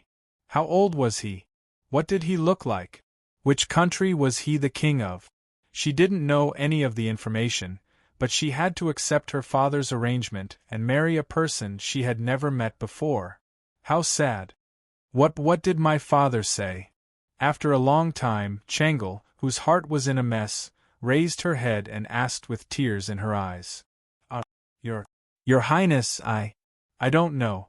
I heard from Shaolunzi outside Taiji Palace that King Jairi wanted to marry your highness, so I immediately rushed over. When I came back, the Marquis of Yong'an was arguing with the Chancellor of the Honglu Temple? Hearing Changle's question, Li frowned and said with a bitter expression. Marquis of Yong'an? Li, you're saying that brother Xiao Xian also went to court today? Changle, who had just felt that the sky was falling and the earth was collapsing, heard the words Marquis of Yong, and from Li and immediately seemed to have found a faint light in the darkness. Her tone was not as desperate as before, and seemed to have a trace of vitality. Yes, your highness. It is said that His Majesty personally issued a decree for the Duke of Yong, and to attend today's court conference. Li wanted to say that even if Empress Zhongsun came, she might not be able to help in such a big matter as the political marriage. Li Zishuan, the Marquis of Yong'an, had even less hope. However, when she saw Changle's expectant expression, she buried these words in her heart. A glimmer of hope rose in Changle's heart. She hurriedly said, "Then, Li, quickly go and find out what my father has decided. I don't believe father would be so heartless. I don't believe that big brother little Xian would watch with folded arms and remain indifferent." Of course, the last sentence was only said to herself in her heart. "Yes, your highness, please wait here. This servant will go right away." Li responded and immediately ran down the pavilion. Changle walked to the window. A pair of magpies happened to fly over from the branches outside the window. They were playing with each other on the branches, chirping noisily. Seeing this, Changle thought with some sadness, Bird, if only I could be like you, and find the one I like, and live with him freely all my life." Taiji Palace. All the civil and military officials in the court had basically expressed their opinions. Now that things had developed to this point, they only needed to wait for Li's judgment. "Great Minister Aluonazhan, my beloved daughter is still young and sickly. It is not suitable for her to marry far away. I have already felt the desire of King Jairi and the Tang Empire to build a harmonious relationship for 100 years. However, the political marriage still needs to be discussed at length." Li looked at Aluonazhan, who was as anxious as an ant on a hot pan, and the other envoys who were watching the fun and didn't mind blowing things up. Hearing Li speak in person, the bitter official translator of Honglu Temple knew that he could finally return to normal work. He quickly translated Li's words to Aluonazhan and the other envoys. Boom! After the Southeast Asian envoys understood Li's decision, they couldn't help but whisper to each other. Some were surprised, some were angry, and some were gloating. Of course, most of them were gloating, especially the envoys from the neighboring countries of Gouda, Mud, and Wallaby. None of the envoys sent to the Tang Empire were fools. Anyone with a little common sense could guess the reason why King Jairi wanted to marry the princess of the Tang Empire. If King Jairi really got his way, then the small countries around the Jairi dynasty would be in danger of being wiped out at any time. Therefore, when they heard that Li had rejected Aluonazhan's request, they heaved a sigh of relief and couldn't help but feel happy. "Your Majesty, if Princess Changle's body is inconvenient, the other princesses can do it. My king is very sincere in building a harmonious relationship with the Tang Empire."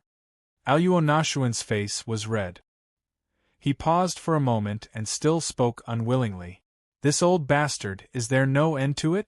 At the side, Li Zishuan couldn't help but frown. If it weren't for the fact that this was not the right place, he really wanted to beat this guy up and then throw him out. "We have said that the matter of the marriage alliance will be discussed at a later time. Aluonazhan, if there is nothing else, please take your leave." Li frowned. To be honest, he was also a little irritated at the moment. Yes, thank you, Your Majesty." Aluonazhan was the Prime Minister of a country. Although the translator of the Chamberlain of Dependencies had translated Li's words very smoothly and naturally, He could still hear the displeasure in Li Er's words. Therefore, he decisively retreated to the side and no longer spoke. After all, he had only come to propose marriage, not to make enemies. Moreover, the Tang Empire was a colossus. Their Gyri dynasty couldn't afford to make enemies with it. Good. We are very pleased with the gifts that the envoys have brought us. Apart from the marriage alliance, if you have any other requests for the Tang Empire, you can speak freely here. After discussing with the officials of the court, we will take appropriate measures to resolve them. Li Er nodded and said to the envoys of the 32 countries of Nanyang with a smile. He had just rejected Aluonashuan's proposal, and now it was time to give some benefits. As the saying goes, give a slap and give a sweet date. As the monarch of the Celestial Empire, he still had to have this demeanor. After understanding the meaning of old Li's words, the envoys looked at each other, not understanding how sincere Li Er's words were. While the envoys were hesitating, a brown-skinned short man walked out and slightly cupped his hands to Li Er. Envoys of the Lini Kingdom reporting to His Majesty the Emperor of the Tang Empire, our monarch hopes to exchange trade and goods with the Tang Empire. The Tang Empire has vast territory and abundant resources, and its army is good at war. Our monarch also hopes that His Majesty the Emperor of the Tang Empire can send troops to ensure the safety of the sea route. We hope that His Majesty the Emperor of the Tang Empire can reconsider.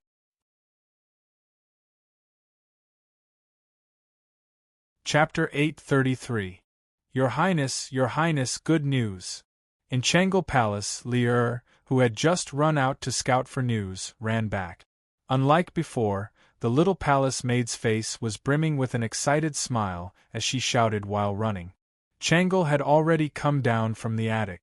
How could she still have the mood to quietly read the newspaper upstairs at such a crucial moment? Hearing Li Er's voice outside, she couldn't help but feel happy. She hurriedly stood up and looked towards the door. Your Highness, there's good news.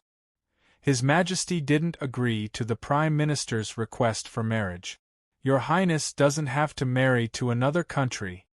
In the blink of an eye, Li Er ran in and said to Changle with a grin. Speaking of which, if Changle really married to the Jianri dynasty, as her personal palace maid, she would definitely have to accompany her. Thinking of the Prime Minister of the Jianri dynasty, who was as black as a coal ball in the imperial court, Li Er couldn't help but shudder. Now that there was such an outcome, she was sincerely happy for Changle and herself. Really? Imperial Father really does love Changle. Hearing this, Changle's pair of beautiful eyes instantly glowed with a dazzling radiance. Li Er curled her lips in her heart. She was clearly one of the insiders. However, there were some words that she wouldn't dare to say even if she had 10 times the courage. She could only change the topic and talk about something else. Your Highness, just now in the imperial court, the Marquis of Yong unscolded Minister Chui badly in order to prevent you from marrying. But the Marquis of Yong an really good scolding. Listening to those words makes this servant feel relieved. Hearing Li Er mention Li Zishuan, Changle's heart couldn't help but thump violently. She restrained the abnormal expression on her face and pretended to be calm as she asked. Oh? Li Er, quickly tell me, what did Brother Shao Xian scold in the imperial court? Yes, it's best if you tell me everything without missing a single word. Do you want to tell me everything? Li Er was instantly dumbfounded. Although she enjoyed listening to some words, how could it be so easy for her to repeat them without missing a single word? Li Er, quickly tell me. Changle urged impatiently. Oh, Li Er scratched her head and began to recall with a frown. Chui Siqing first compared Her Highness with Zhao Jun of the Western Han. Along with Li Er's narration, Changle finally found out how intense the debate in the imperial court earlier was and how much Li Zishuan had done for her. The dignified Darkhan dynasty actually needs to use women to exchange for peace, yet scoundrels like you actually don't feel ashamed and instead feel proud of it. Simply disgusting. An eternal story? Bullsh*t. You shameless scholars are just using it to cover up the cowardice in your hearts. The swords of the Han people are not used against outsiders, but you use them to deal with the women of your own country. Don't you feel ashamed? A wolf will always be a wolf. It will never become a loyal dog. It's precisely because there are so many people like you that there's such a thing as an eternal story to deceive the people and fool the world. Li Zishuan's hoarse shouts seemed to be ringing in Changle's ears. Changle couldn't help but be dazed. Brother Little Xian, thank you. Thank you for working so hard for Changle. Taiji Palace. The emissary of Lini Kingdom's request for trade made the other emissaries restless. Emissary of Fu Nan Kingdom, reporting to His Majesty the Emperor of Tang. Before I left, our monarch also said that he hopes to trade with Tang. Everyone in Fu Nan Kingdom loves the porcelain and silk of Tang and hopes to use food and spices to exchange for them. Emissary of Zhenla Kingdom, reporting to His Majesty the Emperor of Tang, our monarch also hopes to trade with Tang. We can use food and elephants to exchange for goods with Tang. Emissary of Piao Kingdom, reporting to His Majesty the Emperor of Tang. The emissary of Lini Kingdom's request for trade immediately attracted many people to follow the trend. The Great Tang's southward fleet had not only brought the Great Tang rich profits, the imperial courts of the small countries that the fleet had passed through had also benefited greatly. This was because the fine porcelain and silk they had bought from the Great Tang could be casually resold in their own countries for astronomical prices. Therefore, these countries that had tasted the sweetness all hoped that Tang could give them a window of foreign trade, so that they could continue to profit domestically and maintain their leading position. Sitting at the head of the table, Li Er could not help but smile when he heard the requests of the emissaries. This was because even if these emissaries did not say anything, he had already planned to open up trade with Tang. In the end, it was the rich profits brought back by the fleet that moved Li Er's heart. Since sea trade was so profitable, why not carry it out to the end? Li Er, who was used to being poor, did not want to continue being poor. He had greater ambitions. Haha. Good. Since all the emissaries want to trade with Tang, I have decided to set up a department of merchant shipping. In Guangzhou and other coastal prefectures, there will be specialized trading places. At that time, countries that want to trade with Tang only need to send caravans to the Department of Merchant Shipping. The Navy of Tang will also patrol the South China Sea to protect the merchant ships of your countries from pirate attacks. Li Er laughed heartily and revealed the plan that had been brewing in his heart for a long time. The Department of Merchant Shipping was originally a government organization set up in the ports of China during the Song, Yuan, and Ming dynasties to manage sea trade. To think that it would be brought forward 300 to 400 years in advance. This was truly an epoch-making matter. According to historical records, during the Tang Xuanzong era, there was already an emissary of merchant shipping in Guangzhou. Usually, the position was held by eunuch. It was the predecessor of the Department of Merchant Shipping. Li Er had taken a step further and completed the work that his great-grandson wanted to do. Furthermore, he had done it even more thoroughly and directly set up the Department of Merchant Shipping. The Ming and Qing dynasties had repeatedly banned sea trade, and the one that was banned and abolished was the Department of Merchant Shipping. Thank you, Your Majesty.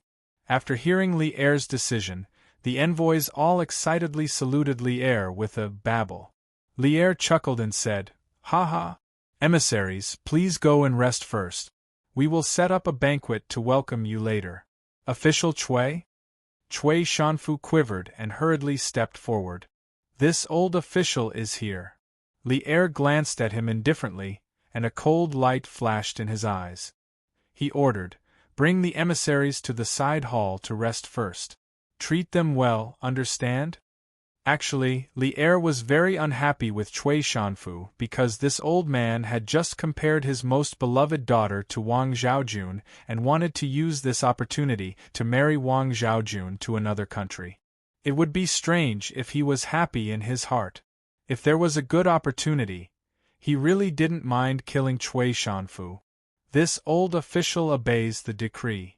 Cui Shanfu didn't notice the cold light that flashed in Li Er's eyes and bowed with a businesslike attitude.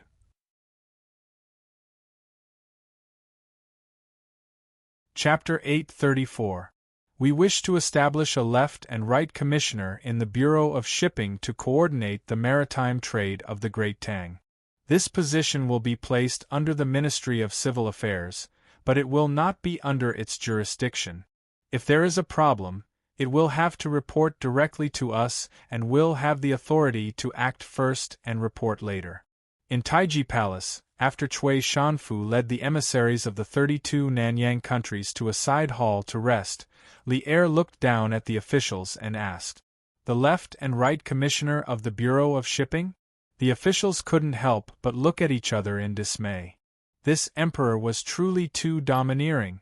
Earlier, he had announced that he wanted to establish the Bureau of Shipping without discussing it with them, and now he was directly informing them of the personnel structure of the Bureau. He was simply too domineering. But some people began to think. The imperial court had sent a large fleet south to trade, and the enormous profits it had made everyone understand just how vast the wealth of the sea was. If it was as Li Er said, the commissioner of the Bureau of Shipping would have far too much authority, and at the same time, the profits from this position would be astonishing. It was clear that this was a lucrative job. "Your Majesty, the Commissioner of the Bureau of Shipping is of great importance, and tens of thousands of dollars will be handled every day. Forgive this old subject for speaking bluntly, but this position is extremely prone to corruption. If Your Majesty really does decide to establish the Bureau of Shipping, this old subject hopes that Your Majesty will be extremely cautious in choosing the commissioner. It would be best if Your Majesty could choose someone with both ability and integrity. This will ensure that the Bureau of Shipping operates normally and also increase the revenue of the Great Tang's treasury." Fang Xianling glanced at the buzzing officials behind him, then stepped forward and clasped his hands to Li Er. To be able to say these words was proof that old Fang was truly devoted to the country and had no selfish motive. For the sake of the country, he was even willing to offend despicable people. Li Zixuan couldn't help but nod when he heard old Fang's words. The Bureau of Shipping was in charge of the entire country's maritime trade, and it was similar to modern customs. Just the taxes alone could bring in thousands of strings of silver every day.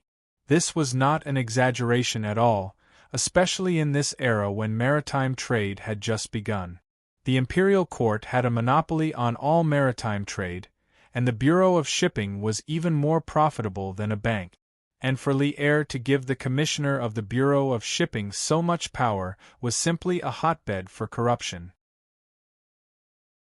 Throughout the two dynasties of the Ming and Qing dynasties, the collusion with the local tyrants, corruption were simply too numerous to enumerate.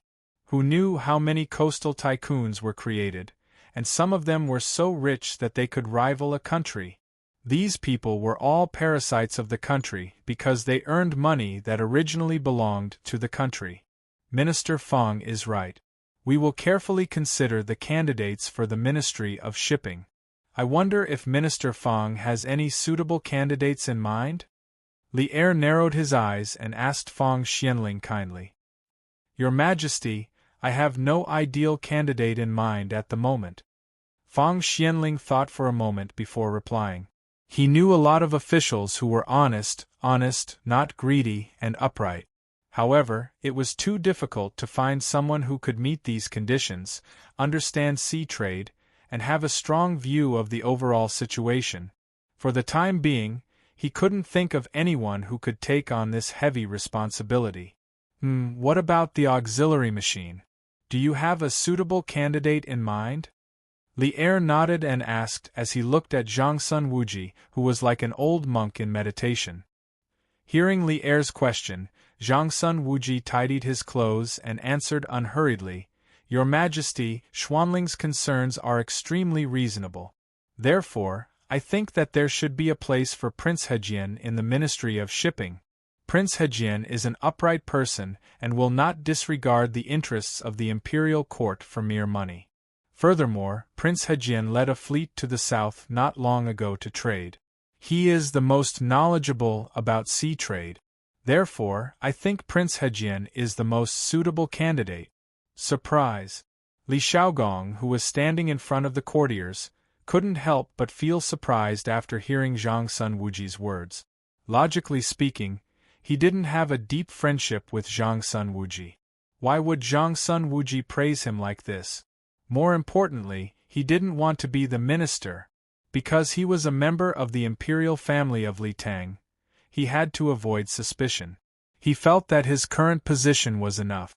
If he went any further, it would be a bottomless abyss. He understood that he couldn't participate too much in the imperial court to avoid being disliked or arousing Li Er's suspicion. Your Majesty, I also think that Prince Hejian is the most suitable candidate for the Ministry of Shipping. Hearing Zhang Sun Wuji's suggestion, Fang Xuanling's eyes lit up as he agreed. He didn't think of Li Xiaogong previously. Now that Zhang Sun Wuji said this, he instantly felt that Li Xiaogong was the most suitable candidate. Yes, that's right. Xiaogong is indeed suitable. Li Er's gaze turned and looked at Li Xiaogong.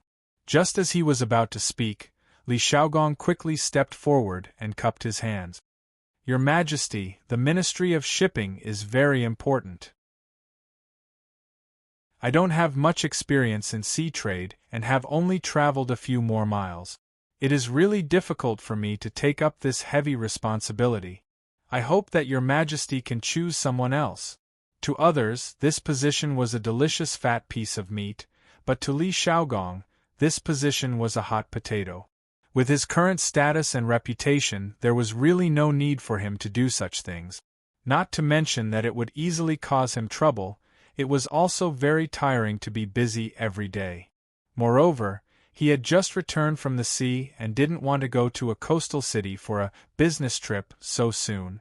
How good would it be to stay in Chang'an? Xiaogong, why are you so humble? I know your ability the best. Don't worry, I won't let you go to Guangzhou so soon. You have just returned from the sea, so you should rest well for a few days.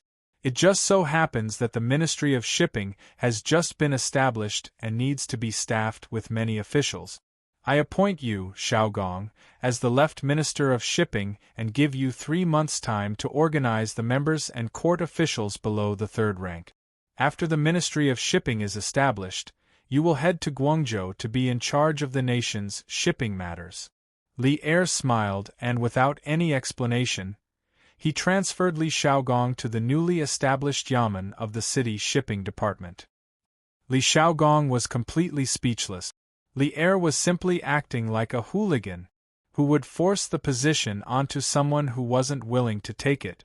He was too unreasonable. Your Majesty, Your Majesty. Li Xiaogong knew that he couldn't reform someone who was purposely acting like a hooligan, so he could only accept this appointment.